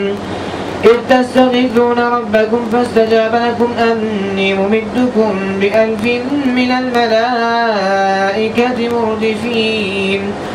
وما جعله الله إلا بشرى ولتطمئن به قلوبكم وما النصر إلا من عند الله إن الله عزيز حكيم. إذ يغشيكم النعاس أمانة منه وينزل عليكم من السماء ماء ليطهركم به ويذهب عنكم رجز الشيطان وليربط على قلوبكم ويثبت به الأقدام. إذ يوحي ربك إلى الملائكة أني معكم فثبتوا الذين آمنوا سألقي في قلوب الذين كفروا الرعب فاضربوا فوق الأعناق واضربوا منهم كل بنان. ذلك بأنهم شاقوا الله ورسوله ومن يشاقق الله ورسوله فإن الله شديد العقاب. ذلكم فذوقوه وأن للكافرين عذاب النار. يا أيها الذين آمنوا إذا لقيتم الذين كفروا زحفا فلا تولوهم الأدبار ومن يولهم يومئذ دبره إلا متحرفا لقتال أو متحيزا إلى فئة فقد باء بغضب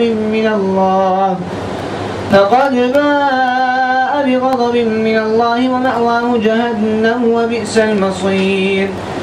فلم تقتلوهم ولكن الله قتلهم وما رميت إذ رميت ولكن الله رمى وليبلي المؤمنين منه بلاء حسنا إن الله سميع عليم ذلكم وأن الله مهين كيد الكافرين إن تستفتحوا فقد جاءكم الفتح وإن تنتهوا فهو خير لكم وإن تعودوا نعد ولن تغني عنكم فئتكم شيئا ولو كثرت وأن الله مع المؤمنين.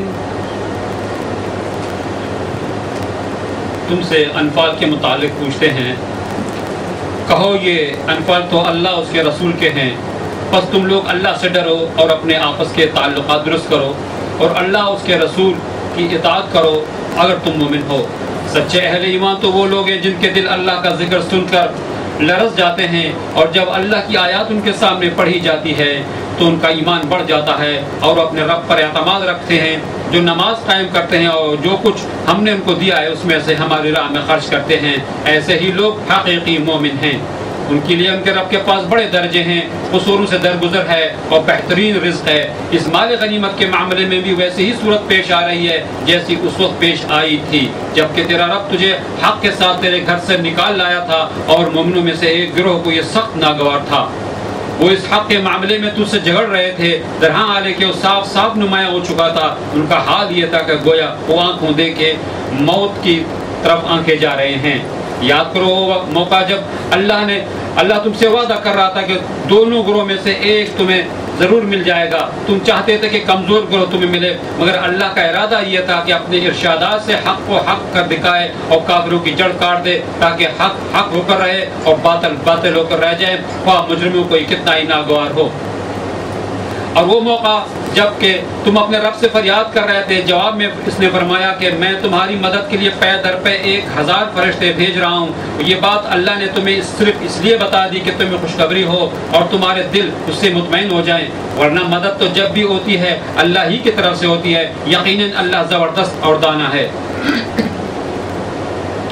اور وہ وقت جب کہ اللہ اپنی طرف سے غنودگی کی شکل میں تم پر اطمینان و بے خوفی کی کیفیت طاری کر رہا تھا اور آسمان سے تمہارے اوپر پانی برسا رہا تھا تاکہ تمہیں پاک کرے اور تم سے شیطان کی ڈالی ہوئی نجاست دور کرے اور تمہاری ہمت بندھائے اور اس کے ذریعے سے تمہارے قدم جما دے۔ اور وہ وقت جب کہ تمہارا رب فرشتوں کو اشارہ کر رہا تھا کہ میں تمہارے ساتھ ہوں، تم اہل ایمان کو ثابت قدم رکھو، میں ابھی ان کافروں کے دلوں میں رعب ڈالے دیتا ہوں، پس تم ان کی گردنوں پر اور ضرب لگاؤ، جوڑ جوڑ پر چوٹ لگاؤ۔ یہ اس لیے کہ ان لوگوں نے اللہ اس کے رسول کا مقابلہ کیا، اور جو اللہ اس کا رسول کا مقابلہ کرے اللہ اس کے لیے نہایت سخت گیر ہے۔ یہ ہے تم لوگوں کی سزا، اب اس کا مزہ چکھو، اور تمہیں معلوم ہو کہ حق کا انکار کرنے والوں کے لیے دوزخ کا عذاب ہے۔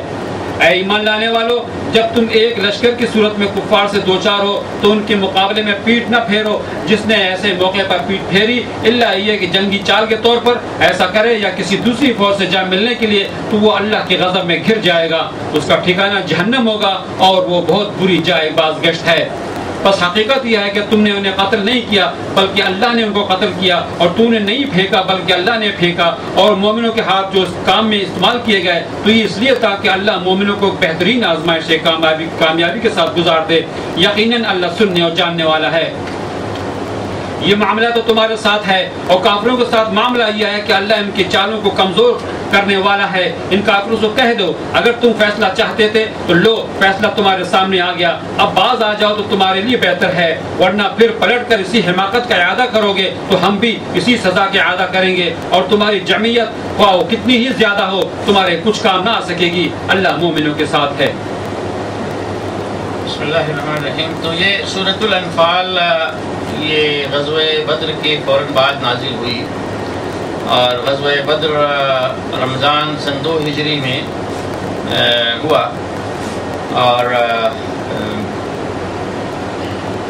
بدر کے بارے میں آپ جانتے ہیں کہ اسے بھی اللہ سبحانہ وتعالیٰ نے اس کی اہمیت کے پیش نظر سے فرقان قرار دیا ہے، یعنی اس کے ذریعے سے حق اور باطل بالکل واضح ہو گیا کہ حق کس کے ساتھ اور باطل کس کے ساتھ۔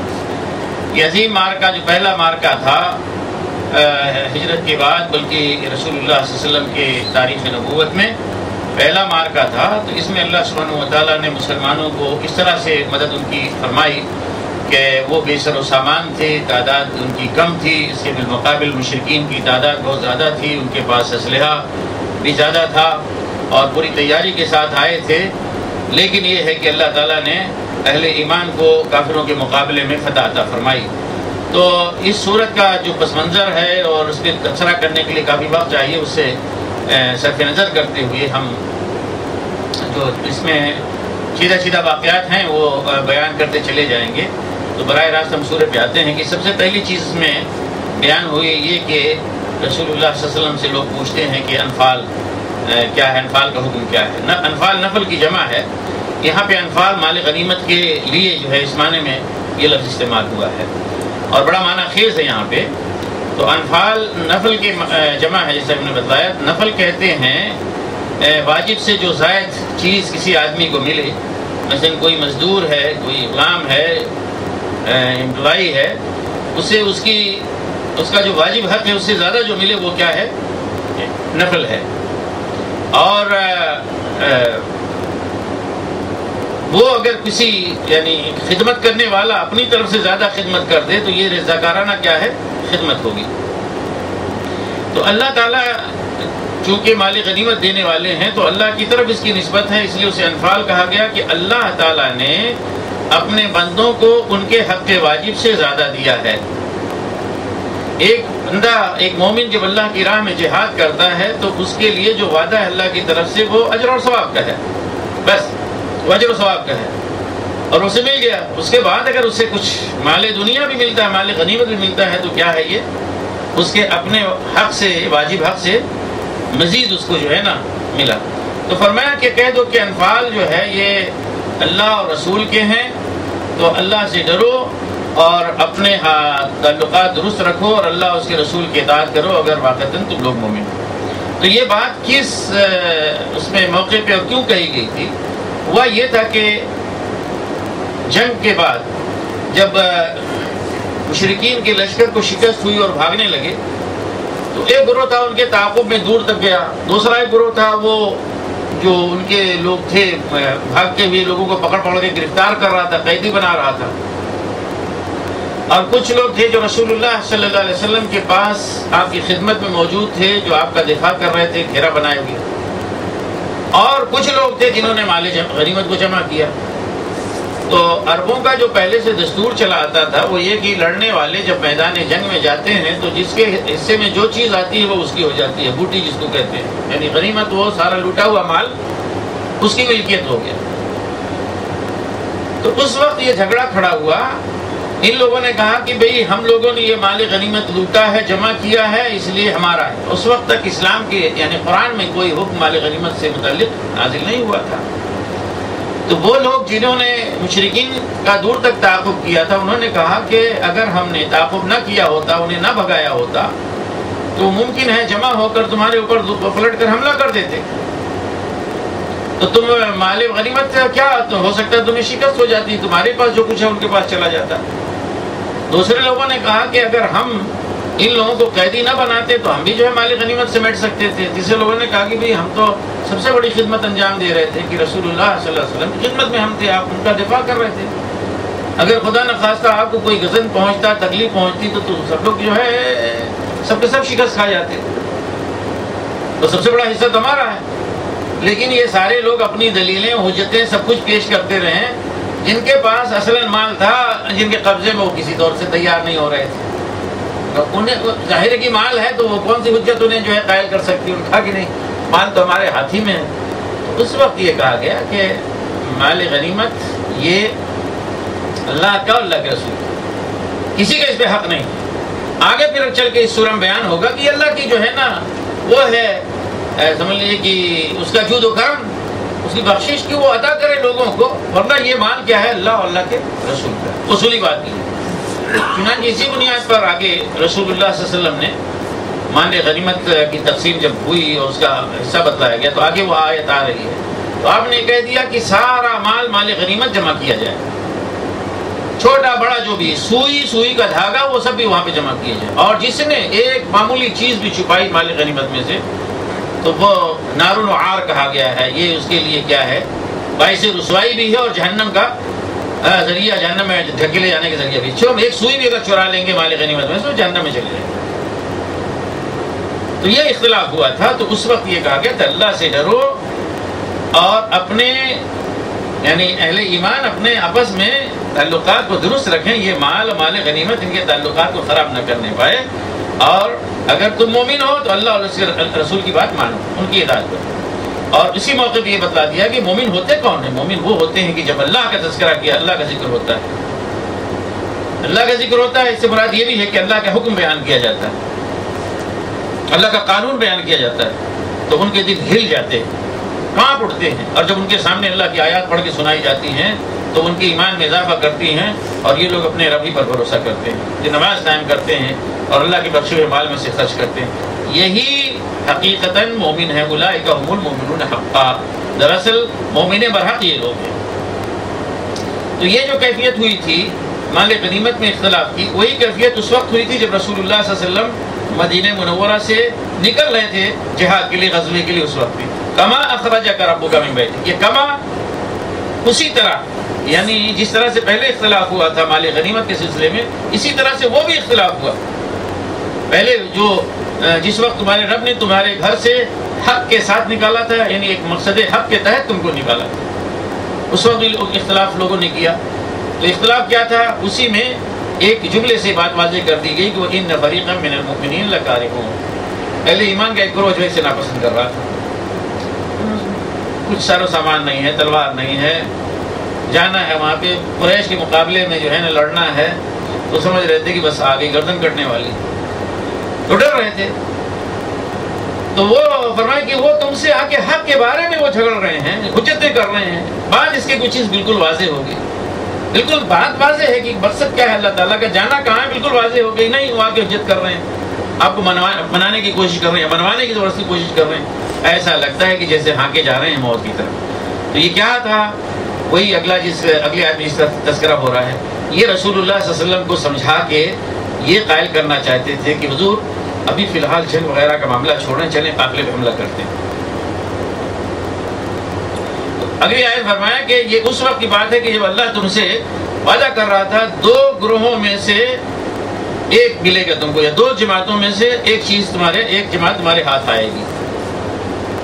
اور تم چاہتے تھے کہ مطلب یہ کہ مسلمانوں میں جو وہی کمزور ایمان والے تھے یا منافق تھے کچھ، تو تم لوگ یہ اس سے مراد تم لوگ چاہتے تھے کہ وہ جو بے ضرر چیز ہے نا، جس کے پاس کوئی قوت نہیں، یعنی قافلہ کمزور، وہ تمہارے حصے میں آئے، یعنی ان سے جا کے تمہارا سامنا ہو، لشکر سے نہ ہو. لیکن اللہ تو چاہتا یہ تھا کہ حق کو حق ثابت کر دے. اب تو ہے ہی حق، لیکن حق لوگوں کے سامنے واضح ہو جائے کہ ہاں یہ حق ہے، اپنی آنکھوں سے دیکھ لو.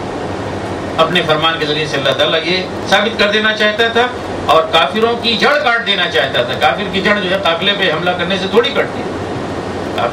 کافروں کی جڑ کٹتی کس طرح سے کہ جب ان کے ایک اچھے خاصے حصے کو تباہ کر دیا جاتا. تو اس موقع پہ پھر یہ بھی فرمایا کہ اے نبی،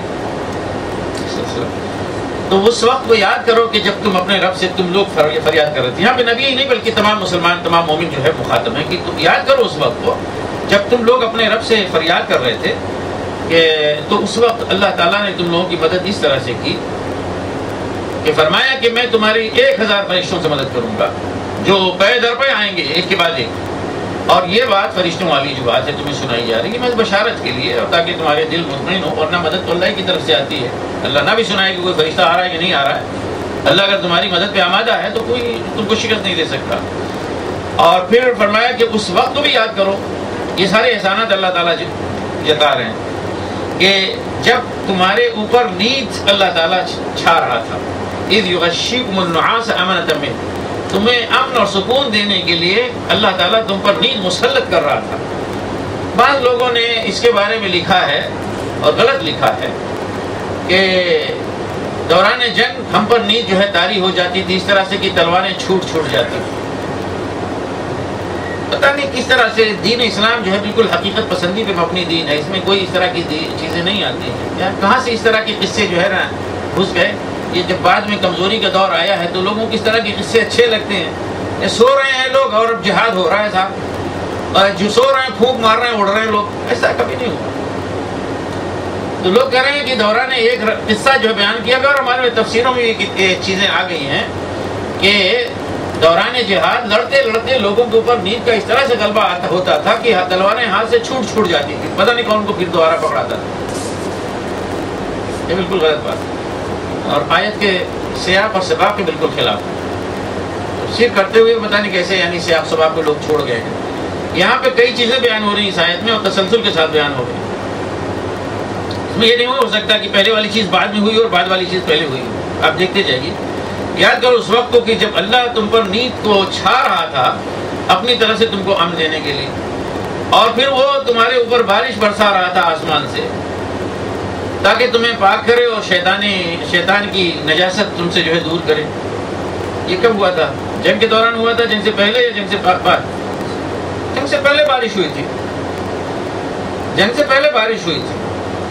اور پھر وَلْيَرْبَطَ عَلَىٰ قُلُوبِكُمْ، اور تاکہ تمہارے دلوں کو مضبوط کرے، وَيَثَبِّتَ بِهِ الْأَقْدَامَ، اور تمہارے پیروں کو جمائے۔ تو پہلے یہ اس میں بات کی جا رہی ہے جو بالکل درست ہے کہ رسول اللہ صلی اللہ علیہ وسلم صحابہ کرام جب گئے ہیں جنگ کرنی ہے، مدینہ سے گئے ہیں ڈرے ہوئے، بعض لوگ حجتیں بھی کر رہے ہیں، ایسے وقت میں کسی کا میدان جنگ میں جا کے آرام سے سونا، یعنی جنگ سے پہلے والی رات میں، یہ کوئی معمولی بات ہے؟ جو ڈر کے مارے جس کے سینے تھک تھک کر رہے ہیں اس کو نیند کہاں سے آئے گی؟ تو جو لشکر جو فوجی رات میں جگے ہوئے ہوں تو صبح میں لڑیں گے کیا؟ یقیناً لڑیں گے بغیر تو کمزور پڑیں گے، لیکن وہ لوگ جو رات میں خوب آرام کی نیند سوئے ہوں، چین کی نیند سوئے ہوں، تو تازہ دم ہو کے اٹھیں گے نا۔ تو یہاں پہ یہ بتلایا جا رہا ہے کہ اللہ تعالیٰ کا بڑا احسان تم پر اس وقت ہوا میدان جنگ میں جب تم پر گئے تھے، ڈر کی حالت تھی لیکن اللہ تعالیٰ نے تمہارے اوپر نیند مسلط کر دی، خوب آرام سے سو تاکہ صبح میں بیدار ہو تو بالکل تم نشاط سے پر اور تر و تازہ ہو۔ اور پھر یہ ہے کہ بارش بھی اللہ تعالیٰ نے برسائی اور اس کے ذریعے سے کیا ہے کہ طہارت، تاکہ تمہیں پاک کرے۔ یعنی یہ بھی سمجھنے والی بات ہے کہ ایک مومن، کیا مومن ہوتا ہی وہ کہ جس سے ہمیشہ طہارت کا خیال رہتا ہے۔ آپ جائیں یہاں ماں بھائی نماز کا وقت ہو گیا، پانی کہیں مل رہا ہے، آپ ڈھونڈنا شروع کر دیں گے۔ ایک مومن لازماً کہیں بھی جائے گا اپنی طہارت کا جو ہے نا وہ سامان کرے گا۔ تو وہاں پہ گئے میدان بدر میں، یقیناً ان کے سامنے پریشانی تھی، اور یہ طہارت ایک تو وضو کرنے والی، دوسری بات یہ کہ اتنے بڑے مجمع میں 313 لوگ، ہو سکتا ہے کہ رات میں کوئی جو ہے نا کسی کو احتلام ہو جائے، کچھ بڑی بھی طہارت کی ضرورت ہے تاکہ اللہ تعالیٰ تم کو اس سے پاک کرے، اور اسی کو اگلی جو آپ کہہ لیجئے کہ یہ جنابت والی طہارت یعنی احتلام کی شکل میں، اور یہ فرمائے کہ وَيُذْهِبْ عَنْكُمْ رِجْزَ الشَّيْطَانِ، شیطان کی نجاست تم سے دور کرے۔ آدمی کوئی مومن کوئی مسلمان حالت جنابت میں یعنی جب اس کے اوپر غسل واجب ہو اس سے چلا پھرا نہیں جاتا، الا یہ کہ انتہائی ناکارہ قسم کا برائے نام مسلمان ہو۔ مسلمان جو ہے وہ حالت جنابت میں ٹہلتا گھومتا نہیں ہے، اس کا پہلا کام ہوتا ہے کہ جا کے طہارت حاصل کرے۔ یہ شیطانی کیا ہے؟ نجاست ہوتی ہے۔ یہ دوسری بات یہ ہے کہ دلوں کو جمائے، قدموں کو جمائے۔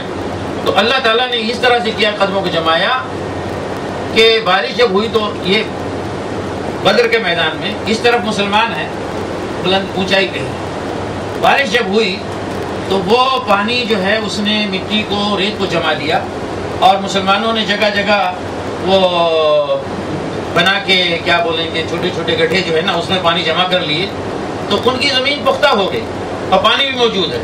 اس کے برعکس مشرکین نیچے ہیں، وہاں پہ پانی آیا تو ان کی زمین کیا ہے؟ کیچڑ ہو گئی۔ تو مسلمانوں کے لیے سراسر یہ فائدہ تھا، گویا اللہ تعالیٰ کے احسان تھا۔ اور پھر مزید یہ بھی کہا کہ فرشتوں کو بھی ہم نے حکم دیا کہ اہل ایمان کو جماؤ، اور کافروں کے دل میں ہم کیا ہے کہ روب ڈال دیں گے، تو ان کی گردنوں پہ، ان کے پور پور پہ جو ہے مارو، یعنی ٹھیک نشانہ مارو۔ چنانچہ یہاں پہ فرشتوں کی مداخلت ہوئی کہ مارتے تھے اہل ایمان، تلواریں چھوٹ نہیں جاتی تھی، میں پہلے کہہ چکا ہوں، مارتے تھے مسلمان جیسے بھی مارتے تھے، لیکن تلواروں کو نشان پہ بیٹھانا یہ فرشتے کر رہے تھے۔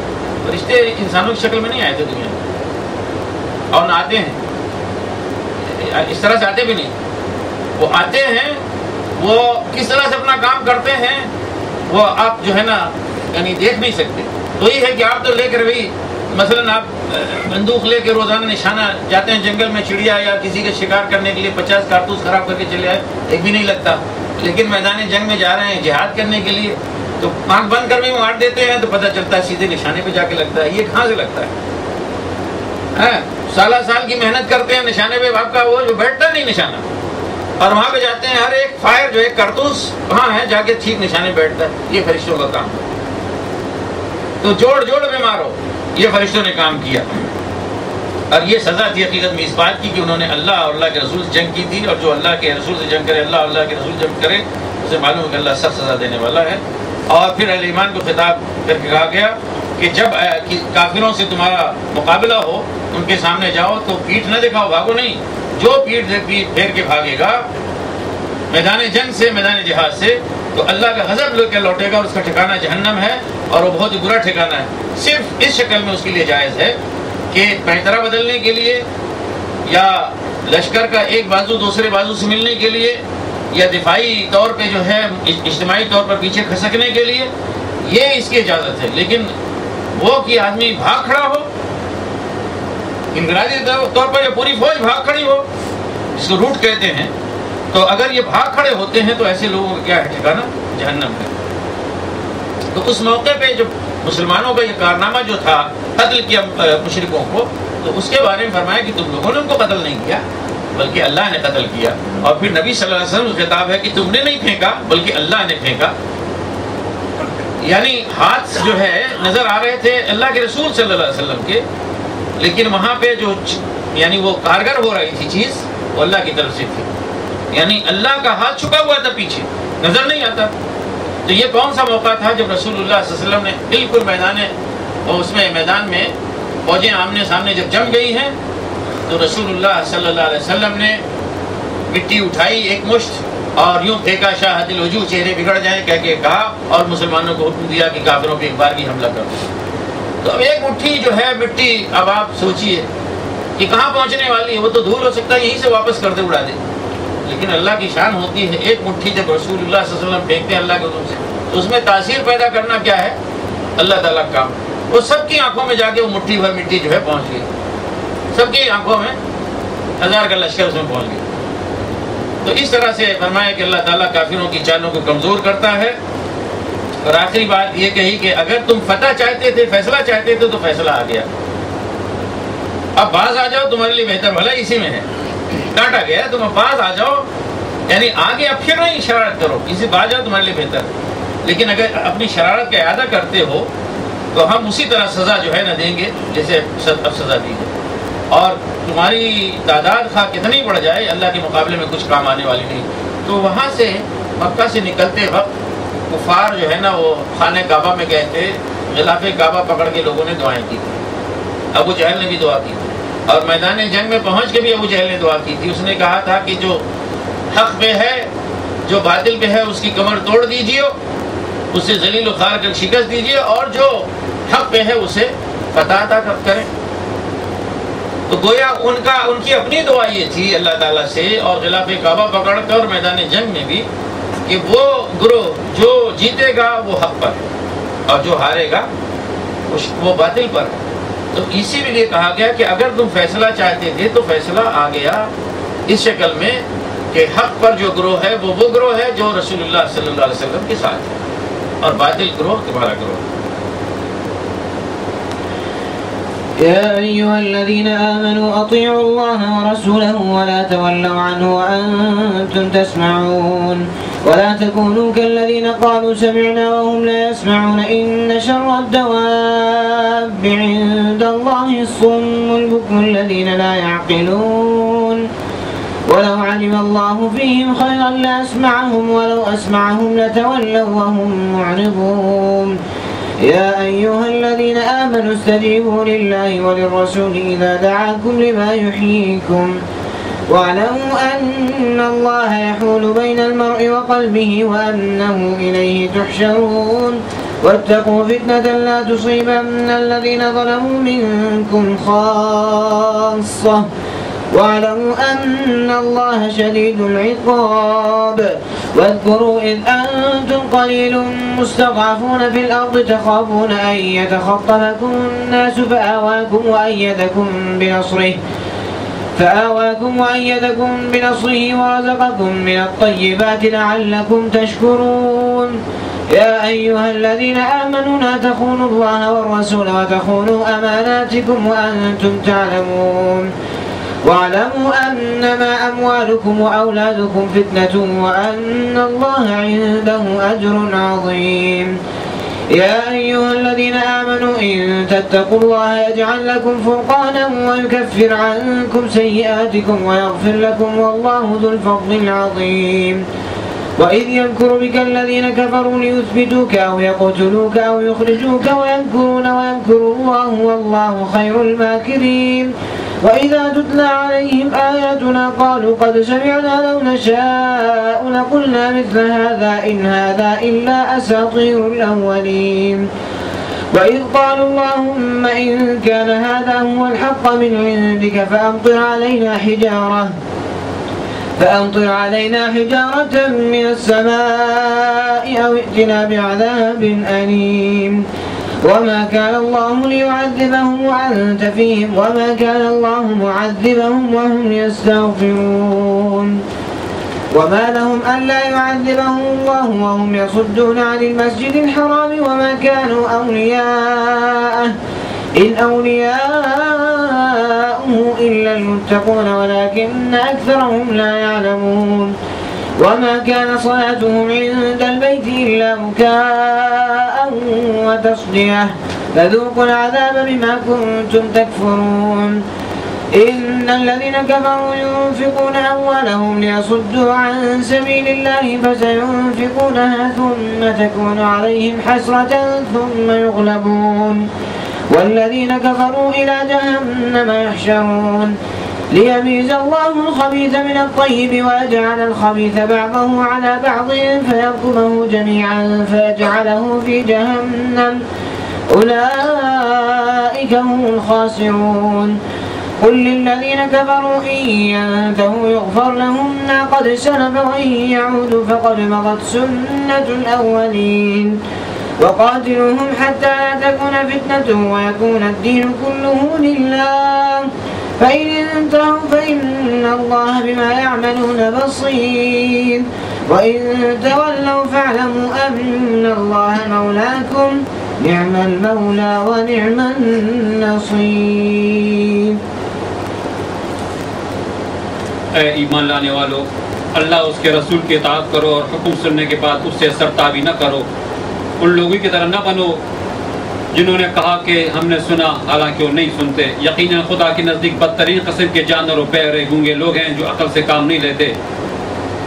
اگر اللہ کو معلوم ہوتا کہ ان میں کچھ بھی بھلائی ہے تو ضرور انہیں سننے کی توفیق دیتا، لیکن بھلائی کے بغیر اگر ان کو سنواتا تو وہ بے رحمی کے ساتھ منہ پھیر جاتے. اے ایمان لانے والو، اللہ اس کے رسول کی پکار پر لبیک کہو جبکہ رسول تمہیں اس چیز کی طرف بلائے جو تمہیں زندگی بخشنے والی ہے، اور جان رکھو کہ اللہ آدمی اس کے دل کے درمیان حائل ہے اور اسی کی طرف سمیٹے جاؤ گے. اور بچو اس فتنے سے جس کی شامت مخصوص طور پر صرف انہی لوگوں تک محدود نہ رہے گی جنہوں نے تم میں سے گناہ کیا ہو، اور جان رکھو کہ اللہ سخت سزا دینے والا ہے. یاد کرو وہ وقت جب کہ تم تھوڑے تھے اور زمین میں تم کو بے زور سمجھا جاتا تھا، تم ڈرتے رہتے تھے کہیں لوگ تمہیں مٹا نہ دیں. پھر اللہ نے تم کو جائے پناہ مہیا کر دی، اپنی مدد سے تمہارے ہاتھ مضبوط کیا اور تمہیں اچھا رزق پہنچایا، شاید کہ تم شکر گزار بنو. اے ایمان لانے والو، جانتے بوجھتے اللہ اور اس کے رسول کے ساتھ خیانت نہ کرو، اپنی امانتوں میں غداری کے مرتکب نہ ہو، اور جان رکھو کہ تمہارے مال اور تمہاری اولاد حقیقت میں سامان آزمائش ہیں اور اللہ کے پاس اجر دینے کے لیے بہت کچھ ہے. اے ایمان لانے والو، اگر تم خدا ترسی اختیار کرو گے تو اللہ تمہارے لیے کسوٹی بھاؤں پہنچا دے گا اور تمہاری برائیوں کو تم سے دور کرے گا اور تمہارے قصور معاف کرے گا. اللہ بڑا فضل فرمانے والا ہے. وہ وقت بھی یاد کرنے کے قابل ہے جب کہ منکرین حق تیرے خلاف تدبیریں سوچ رہے تھے کہ تجھے قید کر دیں یا قتل کر ڈالیں یا جلا وطن کر دیں. وہ اپنی چال چل رہے تھے اور اللہ اپنی چال چل رہا تھا، اور اللہ سب سے بہتر چال چلنے والا ہے. جب ان کو ہماری آیات سنائی جاتی تھی تو کہتے تھے کہ ہاں سن لیا ہم نے، ہم چاہیں تو ایسی ہی باتیں ہم بھی بنا سکتے ہیں. یہ تو وہی پرانی کہانیاں ہیں جو پہلے سے لوگ کہتے چلے آ رہے ہیں، اور وہ بات بھی یاد ہے جو انہوں نے کہی تھی کہ خدایا اگر یہ واقعی حق ہے اور تیری طرف سے ہے تو ہم پر آسمان سے پتھر برسا دے یا کوئی دردناک عذاب ہم پر لے آ. اس وقت تو اللہ ان پر عذاب نازل کرنے والا نہ تھا جبکہ تو ان کے درمیان موجود تھا، اور نہ اللہ کا یہ قاعدہ ہے کہ لوگ استغفار کر رہے ہوں اور ان کو عذاب دے دے، لیکن اب کیوں نہ ان پر عذاب نازل کرے جبکہ وہ مسجد حرام کا راستہ روک رہے ہیں، حالانکہ وہ مسجد کے جائز متولی نہیں ہیں۔ اس کے جائز متولی تو صرف اہل تقوی ہی ہو سکتے ہیں، مگر اکثر لوگ اس بات کو نہیں جانتے۔ بیت اللہ کے پاس ان لوگوں کی نماز کیا ہوتی ہیں؟ بس سیٹیاں بجاتے اور تالیاں پیٹتے ہیں۔ بس اب لو اس عذاب کا مزہ چکھو اپنے اس انکار حق کی پاداش میں جو تم کر رہے ہو۔ جن لوگوں نے حق کو ماننے سے انکار کیا ہے وہ اپنے مال خدا کے راستے سے روکنے کے لیے صرف کر رہے ہیں اور ابھی اور خرچ کرتے رہیں گے، مگر آخرکار یہی کوششیں ان کے لیے پچھتاوے کا سبب بنیں گی۔ پھر وہ مغلوب ہوں گے، پھر یہ کافر جہنم کی طرف گھیر لائے جائیں گے تاکہ اللہ گندگی کو پاکیزگی سے چھانٹ کر الگ کرے اور ہر قسم کی گندگی کو ملا کر اکٹھا کرے، پھر اس پلندے کو جہنم میں جھونک دے۔ یہی لوگ اصل دیوالیے ہیں۔ اے نبی صلی اللہ علیہ وسلم، ان کافروں سے کہو کہ اگر اب بھی باز آ جائیں تو جو کچھ پہلے ہو چکا ہے اس سے درگزر کر لیا جائے گا، لیکن اگر یہ کسی پچھلی روش کا اعادہ کریں گے تو گزشتہ قوموں کے ساتھ جو کچھ ہو چکا ہے وہ سب کو معلوم ہے۔ اے ایمان لانے والو، ان کافروں سے جنگ کرو یہاں تک کہ فتنہ باقی نہ رہے اور دین پورا کا پورا اللہ کے لیے ہو جائے۔ پھر اگر وہ فتنے سے رک جائیں تو ان کے اعمال کا دیکھنے والا اللہ ہے، اگر وہ نہ مانے تو جان رکھو کہ اللہ تمہارا سرپرست ہے اور بہترین حامی و مددگار ہے۔ تو آیت نمبر 20 میں پھر مسلمانوں کو یہ یعنی انفال یعنی مال غنیمت کے بارے میں، اور پھر غزوہ بدر پہ روانگی کے وقت جو کچھ ہوا اور اس دوران پھر جو اختلافات ہوئے، اور پھر لیکن اس کے بعد جب گئے ہیں تو اللہ تعالیٰ کی جو رحمت کی شان نمودار ہوئی وہ یہ سب بیان کرنے کے بعد اہل ایمان کی تربیت کی جا رہی ہے اور تعلیم دی جا رہی ہے مستقبل کے لیے کہ لوگوں جو ایمان لائے ہو اللہ اس کے رسول کی اطاعت کرو اور اس سے منہ نہ موڑو، جبکہ تم سن رہے ہو تو ایسا نہ ہو کہ ان کی پکار تم سنو اور بھاگے چلے جاؤ دوسری طرف۔ اللہ کے رسول کی اطاعت کرو اور ان لوگوں جیسے نہ بن جاؤ کہ جنہوں نے کہا ہم نے سنا حالانکہ سنتے نہیں ہیں۔ ہم نے سنا کا مطلب یہ ہے سننا جو ہے ماننے کے معنی میں، یعنی یہودیوں کی طرف اشارہ ہے یا وہ لوگ جو بے دین ہیں جو کبھی دین پر عمل کرنے کے لیے تیار نہیں ہوتے، تو کہتے ہیں کہ سمعنا سن لیا، تو یعنی وہ سننا جو جانوروں والا سننا ہوتا ہے، تو سنتے نہیں ہیں۔ تو فرمایا بدترین قسم کے چوپائے یا جانور تو اللہ کے نزدیک وہ ہیں کہ جو گونگے اور بہرے ہیں اور عقل سے کام نہیں لیتے۔ تو یعنی یہ انسان جنہیں اللہ تعالیٰ نے بولنے کی صلاحیت دی تھی اور سننے کی صلاحیت دی تھی، لیکن نہ تو یہ حق سننا چاہتے ہیں اور نہ یہ حق بولنے کے لیے تیار ہیں، تو یہ حقیقت میں کیا ہیں؟ گونگے اور بہرے ہیں اور عقل سے کام نہیں لیتے۔ تو فرمایا کہ انہیں اگر اللہ ان کے اندر کوئی خیر پاتا جانتا تو انہیں سناتا، لیکن یوں زبردستی انہیں اگر کوئی سنائے گا تو وہ منہ موڑ کے بھاگیں گے۔ یعنی وہ لوگ جن کی طبیعت اندر سے کسی خیر کو قبول کرنے کے لیے تیار نہ ہو، آپ انہیں زبردستی سنائیں تو اور جو ہے وہ دور بھاگیں گے۔ قرآن شریف آپ پڑھ کے ذرا سنا کے دیکھیں، جن کو پسند نہیں ہے، جنہیں اسے قد یا چڑ ہے، تو اس میں اور بڑھتے چلے جائیں گے اپنے نفرت اور چڑ میں۔ پھر اہل ایمان کو ابھارا ہے کہ جب اللہ کے رسول پکاریں بلائیں تمہیں اس چیز کی طرف جو تمہیں زندگی دینے والی ہے، تو ان کی پکار پر ان کی دعوت پر لبیک کرو۔ زندگی دینے والی مطلب یہ ہے کہ جب جہاد کے لیے تم کو بلایا جائے تو یہ جہاد جو ہے موت نہیں ہے، جہاد کیا ہے؟ زندگی عطا کرنے والی چیز ہے۔ اور اللہ کے رسول جب بھی کسی چیز کی طرف بلائیں گے تو اس کے اندر جان لو کہ تمہاری زندگی یعنی تمہاری زندگی کی کامیابی ہے، آخر کی زندگی کی کامیابی ہے۔ تو لوگ یہ سمجھتے ہیں کہ جان بچی لاکھوں پائے جو ہے نا، وہ والا ایک محاورہ جو ہمارے یہاں چل گیا ہے دنیا میں کہ ہر حال میں جان بچ جانی چاہیے۔ کب تک آپ کی جان بچے گی؟ ایک دن تو ایڑیاں رگڑ کے مرنا ہی ہے۔ تو یہ ہر موقع پہ جان بچا لینا، سمجھ لینا کہ واقعی زندگی حاصل ہوگی، زندگی حاصل نہیں ہوگی۔ انسان کی زندگی دنیا میں مختصر ہو یا طویل، اگر وہ آخرت میں کامیابی حاصل کر لیتا ہے تو کیا ہے؟ یہ زندگی پا لینا ہے۔ آخرت کی کامیابی نہیں ہے تو وہ زندگی سے محرومی ہے، دنیا میں اگرچہ 1000 سال جی کے رکھے ہیں۔ اور فرمایا کہ وَاذْكُرُوا إِذْ أَنْتُمْ قَلِيلٌ مُسْتَضْعَفُونَ فِي الْأَرْضِ، ذرا تم یاد کرو اس وقت کو جب تمہاری تعداد تھوڑی تھی اور اس ملک میں تم بالکل دبائے ہوئے تھے، ستائے ہوئے تھے، کمزور تھے۔ مستضعفون فی الارض، ملک یعنی مکہ سے لے کر مدینہ تک تمہاری تعداد بھی کم تھی اور مستضعفون تھے، یعنی دبائے ہوئے تھے، کمزور تھے، اور تمہیں اس بات کا ڈر تھا کہ لوگ تمہیں اچک لیں گے. یعنی کسی مسلمان کو اپنی جان کی جو ہے نا وہ امان نہیں تھی کہ کچھ پتہ نہیں کہ کب جو ہے نا اچک لیا جائے. تو اللہ تعالیٰ نے تمہیں پناہ دی، مکہ سے لا کے یہاں پہ مدینہ میں تم کو بسایا. وَأَيَّدَكُم بِنَصْرِهِ، اور اپنی تائید سے، اپنی مدد سے تمہاری تائید کی، اور تمہیں پاکیزہ رزق دیا تاکہ تم اللہ کے شکر گزار بنو. یعنی اس طرح سے اللہ نے شکر گزاری کا موقع تمہارے سامنے اپنے ان احسانات کے ذریعے سے عطا فرمایا. تو فرمایا لہذا اہل ایمان اللہ اور اللہ کے رسول سے خیانت نہ کرو. یہاں پہ خیانت جو ہے وہ اطاعت کے اپوزٹ کے، اس کے بالمقابل معنی استعمال ہوا. اطاعت کرو، خیانت نہ کرو. گویا ایک حکم جو لفظ اطاعت سے مثبت انداز میں دیا گیا تھا، اسی کو اب منفی انداز میں کہا جا رہا ہے کہ خیانت نہ کرو. گویا اللہ کے حکم کی، ایمان کا اعلان کرنے کے بعد، دعوی ایمان کے بعد اللہ کے حکم کی خلاف ورزی، اللہ کے رسول کی نافرمانی، یہ کیا ہے؟ خیانت ہے اللہ اور اللہ کے رسول کے ساتھ. اور اپنی امانتوں میں خیانت نہ کرو. امانت کا لفظ اس سے پہلے تشریح ہو چکی ہے، اسی معنی میں یہ ہے، بڑے وسیع معنی میں. جو بھی ذمہ داریاں تم کو دی گئی ہیں، جو بھی بحیثیت مومن تمہاری ذمہ داری ہے، جو عہد و قرار تم نے کیا ہے، تمہارے اوپر جو بھی اللہ کی طرف سے پابندیاں ہیں، ان سب میں کسی بھی خیانت نہیں کرو جانتے ہوئے تھے. اور یہ جان لو کہ تمہارے مال و دولت یہ کیا ہے؟ امتحان ہے اور آزمائش ہے. کتنا ہے؟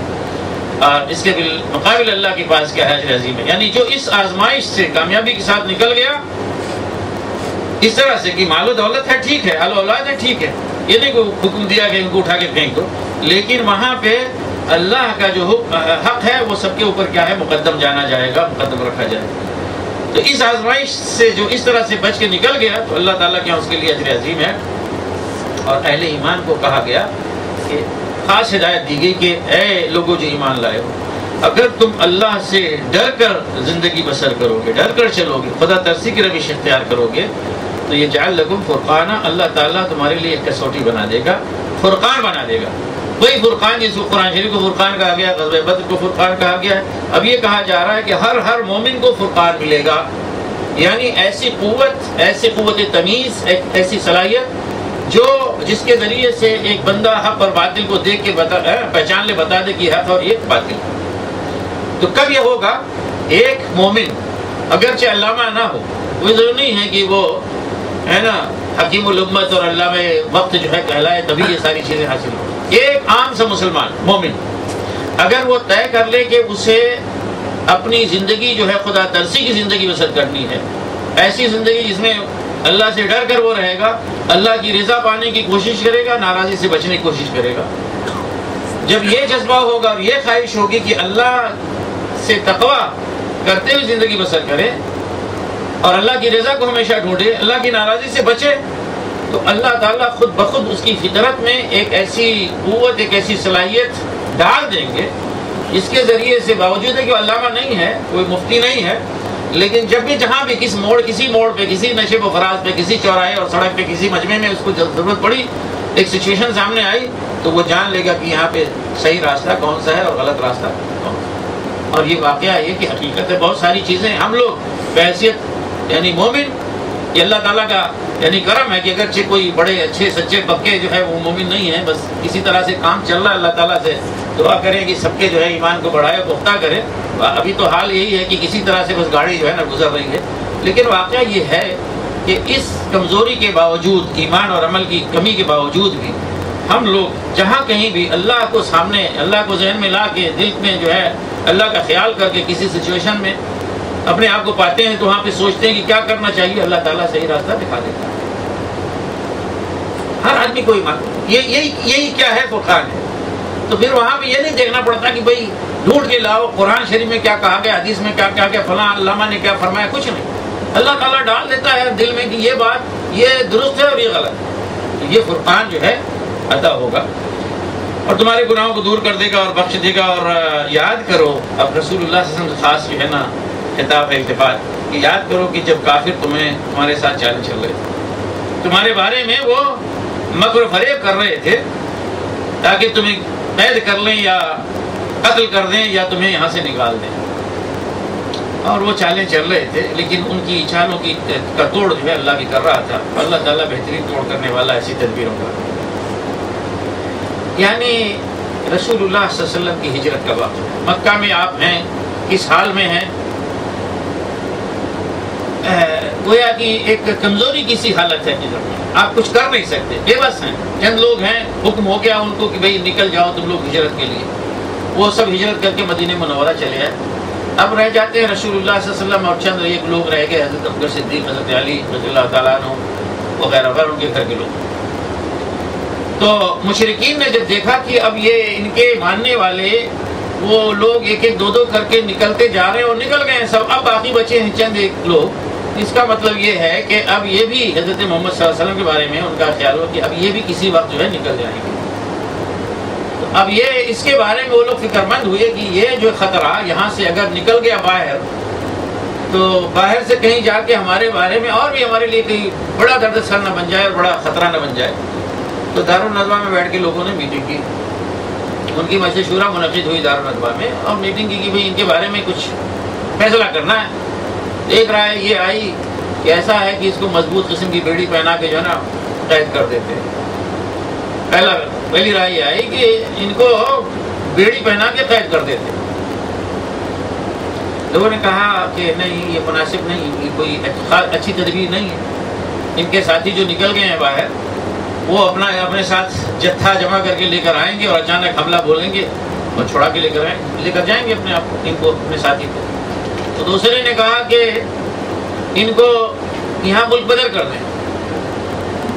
تو اس پہ بھی یہ ہوا کہ بھئی اگر ان کو یہاں سے نکال دیتے ہیں، اچھا جن لوگوں نے یہ رائے دی تھی انہوں نے کہا بھئی یہ فتنہ ہمارے یہاں سے نکل جائے گا، ختم، مصیبت جائے کہیں اور، ہم تو بچ جائیں گے. تو لوگوں نے کہا نہیں، مصیبت وہ جو ہے اس سے چھٹکارا نہیں ملے گا، یہ مصیبت باہر جا کے اور بڑی ہو جائے گی مصیبت. تو جو باہر جا کے انہوں نے کہا کہ یہ شخص بڑا جادو بیان آدمی ہے، باہر جا کے نہ جانے کتنے کتنے کون سے قبیلوں کو جو ہے بھڑکا کے اور ان کو مرو و متاثر کر کے اپنے ساتھ لے کر آئے، پھر قبضہ کر لیا مکہ پہ، ہم کو نکال باہر کر. تو یہ رائے ہو رہی تھی. اس میں ابو جہل نے یہ مشورہ دیا کہ بھئی ایسا ہے کہ سب چھوڑو، یہ سب مشورے قتل کر ڈالو، خسکم جہاں پاک.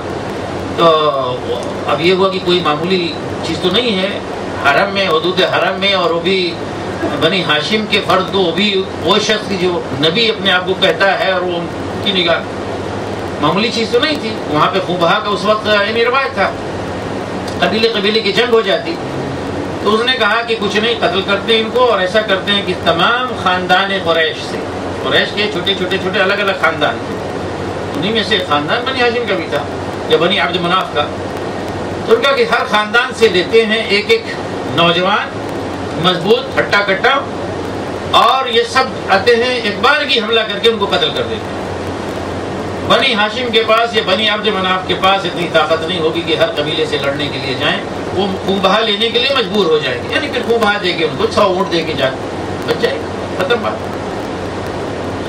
تو اللہ تعالیٰ نے اسی واقعے کی یاد دلائی کہ دیکھو کس طرح سے وہ چالیں چل رہے تھے اور کس طرح سے اللہ نے تمہیں بچایا.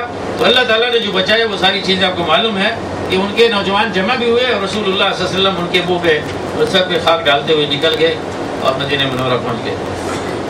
اچھا، پھر کہا کہ جب یہ ہماری آیات پڑھ کے انہیں سنائی جاتی ہیں تو کہتے ہیں کہ جو قالوا قد سمعنا، یہ مشرک لوگ کہتے ہیں کہ ہم نے سن لیا. یہ کون سی بات ہے؟ یہ کون سی بڑی بات ہے؟ ہم بھی چاہیں لو نشاء لقلنا مثل هذا، ہم بھی اگر چاہیں تو اس طرح کا کلام کہہ سکتے ہیں. واقعی ہے کہ وہی ہے کہ یعنی جب بےہودگی پہ آتے ہیں نا اور جہالت پہ آمادہ ہو جاتے ہیں تو پھر اس کا کوئی جو ہے سر پیر نہیں ہوتا. جو سمجھ میں آئے، اینٹ پتھر ہاتھ میں ملے پھینک دو بس. یہ اسی طرح کا جو ہے نا الٹی بے سر پیر کی بات ہے. کہتے ہیں اگر ہم چاہیں تو ہم بھی اس طرح کا کلام کہیں، تو کہا کیوں نہیں؟ اور فرمایا وہ کہہ رہے ہیں کہ یہ پرانوں اگلوں کے قصے ہیں. اور پھر انہوں نے ایسے ہی موقع پہ جب انہیں بات سنائی جاتی تو گویا رسول اللہ صلی اللہ علیہ وسلم کو اور صحابہ کرام کو چیلنج کرتے ہوئے کہتے تھے کہ اللہم ان کان ھذا هو الحق من عندک، اے اللہ اگر یہی تمہاری طرف سے حق ہے فامطر علینا حجارۃ من السماء، تو ہمارے اوپر آسمان سے کیا ہے پتھر نازل برسا دے، او اتنا بعذاب علیم یا دردناک عذاب ہے. تو یہ اس طرح کی نہیں، بظاہر یہ دعا کے الفاظ ہیں. تو یہ دعا ایسی نہیں کہ کہیں کوئی تنہائی میں جا کے بیٹھ کے اس طرح سے دعا کرتا رہا. یہ بات اس طرح کی جیسے رسول اللہ صلی اللہ علیہ وسلم نے مثلا سنایا تو جھٹ سے کوئی جاہل کھڑا ہوا کہ اگر یہی بات ہے تو پروردگار ہمارے پر ایسا کر دے جائے. تو گویا ایک یعنی چیلنج والی بات ہے کہ کیا بات کر رہے ہیں آپ، جو ہے غلط بات کہہ رہے ہیں، اگر ایسا ہے تو لائیں نا عذاب، بارش برسے نا بس عذاب کی اور پتھروں کی، نہیں ہو رہا۔ تو فرمایا کہ اس وقت جب یہ اس طرح کی باتیں کہہ رہے تھے تو اس وقت تو اللہ ان کو سزا نہیں دے سکتا تھا، کیونکہ اس وقت اے نبی صلی اللہ علیہ وسلم آپ خود ان کے اندر موجود تھے، ہو نہیں سکتا کہ اللہ کے نبی بستی میں موجود ہو عذاب آئے۔ اور یہ بھی کیفیت تھی کہ ابھی بہت سارے لوگ ان کے اندر سے یکا دکا ایک ایک دو دو کر کے نکلتے چلے آ رہے تھے، جو اللہ کی طرف، اللہ کے دین کی طرف آ رہے تھے، یعنی استغفار کرنے والے، اللہ کی طرف رجوع کرنے والے موجود تھے۔ ایسے لوگ بھی جب تک موجود رہیں گے اس وقت تک عذاب نہیں آئے گا۔ لیکن فرمایا کہ اب جب کہ آپ وہاں سے نکل گئے ہیں، اللہ کا نبی وہاں سے نکل گیا ہے، مدینہ آ چکا ہے، تو فرمایا کہ اللہ اب انہیں کیوں نہیں سزا دے گا؟ جبکہ معاملہ یہ ہے کہ اللہ کے محترم گھر سے، مسجد حرام سے لوگوں کو روکتے ہیں اور اس پہ زبردستی قابض بن کے بیٹھے ہوئے، حالانکہ اس کے جائز متولی اور مجاور نہیں، اس کے ٹرسٹی نہیں ہے، ماں کانو اولیاء، اس کے یہ مجاور نے متولی نہیں ہے، اس کے متولی یا مجاور، اس کے ٹرسٹی تو وہ لوگ ہیں کہ جو اللہ سے ڈرنے والے ہیں، ان کے ہاں خوف خدا نہیں، لیکن ان کی اکثریت جانتی نہیں۔ تو عوام الناس کا یہی تھا کہ بھئی قریش کے لوگ تو جو ہے نا اللہ کے گھر کے بڑے خدمت گزار ہیں، حاجیوں کی خدمت کرتے ہیں۔ ابھی تک تمام دوسرے قبیلے، مشرک قبیلے، وہ ان کے اوپر دھاک جب بیٹھی ہوئی تو یہی سمجھ رہے تھے بھئی کیسے ہو سکتا ہے کہ قریش کے خلاف ہم جائیں اور بولیں اور وغیرہ وغیرہ، یہ تو اللہ والے لوگ ہیں، اللہ کے گھر کی خدمت گزار ہیں۔ تو فرمایا کہ وما کان صلاتهم عند البیت الا مکاء وتصدیہ، یہ جو ان کی نمازوں کا ڈھڈورا پیٹا جا رہا ہے نا، بڑا زور و شور مچایا جا رہا ہے کہ اللہ کے گھر کے وہ دربانی کرتے ہیں، نگہبانی کرتے ہیں اور نمازیں پڑھنے والے ہیں۔ تو یہ نمازیں کیا ہیں اللہ کے گھر میں؟ بیت اللہ میں ان کی نماز یہی ہوتی ہے کہ تالی بجاتے ہیں اور سیٹی بجاتے ہیں۔ یہ تالی اور سیٹی والی نماز یہاں پہ چرچوں میں جا کے دیکھ لیں، اور اس سے زیادہ بہتر نمونہ دیکھنا ہو تو ہمارے ہندوؤں کے مندروں میں جا کے دیکھ لیں، بس آپ کو سمجھ میں آ جائے گی کہ مقام تجزیہ ہے کیا چیز۔ بھلا اللہ کی عبادت بھی کوئی اس طرح سے ہوتی ہے کہ وہ سیٹی بجا رہے ہیں، کوئی سنگ بجا رہا ہے؟ ہندوؤں کے سنگ وہی سیٹی ہے نا، پتہ نہیں آپ لوگ پاکستانی حضرات سنگ سمجھتے ہیں کہ نہیں، سمجھ رہے ہیں نا، وہ لے کے اس طرح سے جو ہے پھونکتے ہیں پوں پوں کر کے، وہ ان کی بڑی عبادت ہے۔ اور پھر اس کے بعد کوئی جو ہے نا پہلوان کو لنگوٹ پہن کے ایسے کھڑا ہو جائے گا ان کے ہنومان جی کے سامنے، گرزے گرائیں یوں سر پہ رکھ کے کندھے پہ، اور پوں پوں دوسرے ہاتھ سے کر رہا ہے، باقی تماشا ہوتا ہے۔ تو ایسی بھی یہودگی وہ لوگ کر رہے تھے کہ یہ تماشے جو کر رہے ہیں یہ عبادت ہے، یہ عبادت نہیں۔ پھر فرمایا کہ یہ جو کافر لوگ ہیں اپنے مال خرچ کرتے چلے جائیں گے۔ واقعہ یہ کہ اس وقت بھی اور آج بھی اور ہمیشہ یعنی خرچ کرتے چلے جا رہے ہیں، کس لیے؟ تاکہ اللہ کی راہ سے روکیں۔ آج اللہ کی راہ سے روکنے کے لیے کافر اپنا مال مسلمانوں کے مقابلے میں زیادہ خرچ کر رہے ہیں، اس زمانے میں وہ خرچ کر رہے تھے۔ تو کہہ رہے ہیں خرچ کیے جا رہے ہیں اور خرچ کرتے جائیں گے، لیکن پھر یہ سارا جو ہے کیا ہے ان کے لیے حسرت بن جائے گا، اور پھر یہ مغلوب ہوں گے، اور یہ جو لوگ کفر کرنے والے ہیں یہ سب کے سب جمع کر کے اکٹھا کر کے جہنم میں جھونکے جائیں گے، اس طرح سے کہ اللہ تعالیٰ پاک سے ناپاک والا کرے گا۔ لیمیز اللہ الخبیث من الطیب، پاکیزہ سے ناپاک کو جو ہے الگ کرے گا، خبیث کو نکال لے گا، اور سارے خبیث کو چھانٹ کے جمع کرے گا، تہ کے اوپر تہ لگاتا چلے گا، ردے کے اوپر ردا۔ یہ سارے جب خبیث جمع ہو گئے، ایک کک مارا اور سارے جو ہے کہاں جہنم رسید ہو گئے۔ وہ یجعل الخبیث بعضہ علی بعض، خبیث کو خبیث کے اوپر یوں کر کے ان کے ردے کے اوپر ردے جو ہے لگاتا چلا جائے گا، فیرکمہ جمیعا، تو سب کو اکٹھا کر لے گا، سارے خبیث جمع ہو جائیں گے۔ آج بہت ساری جگہوں پہ خبثہ کا جو ہے نا اجتماع ہو رہا ہے، لیجعلہ فی جہنم، پھر اس کے بعد کیا ہے سب کو اکٹھے ایک ہی دھکے میں یوں مارا اور سارے کے سارے کیا ہے جہنم میں پہنچ گئے۔ بڑی آسانی ہو جائے گی نا۔ اولئک هم الخاسرون، یہی لوگ کیا ہے نقصان اٹھانے والے۔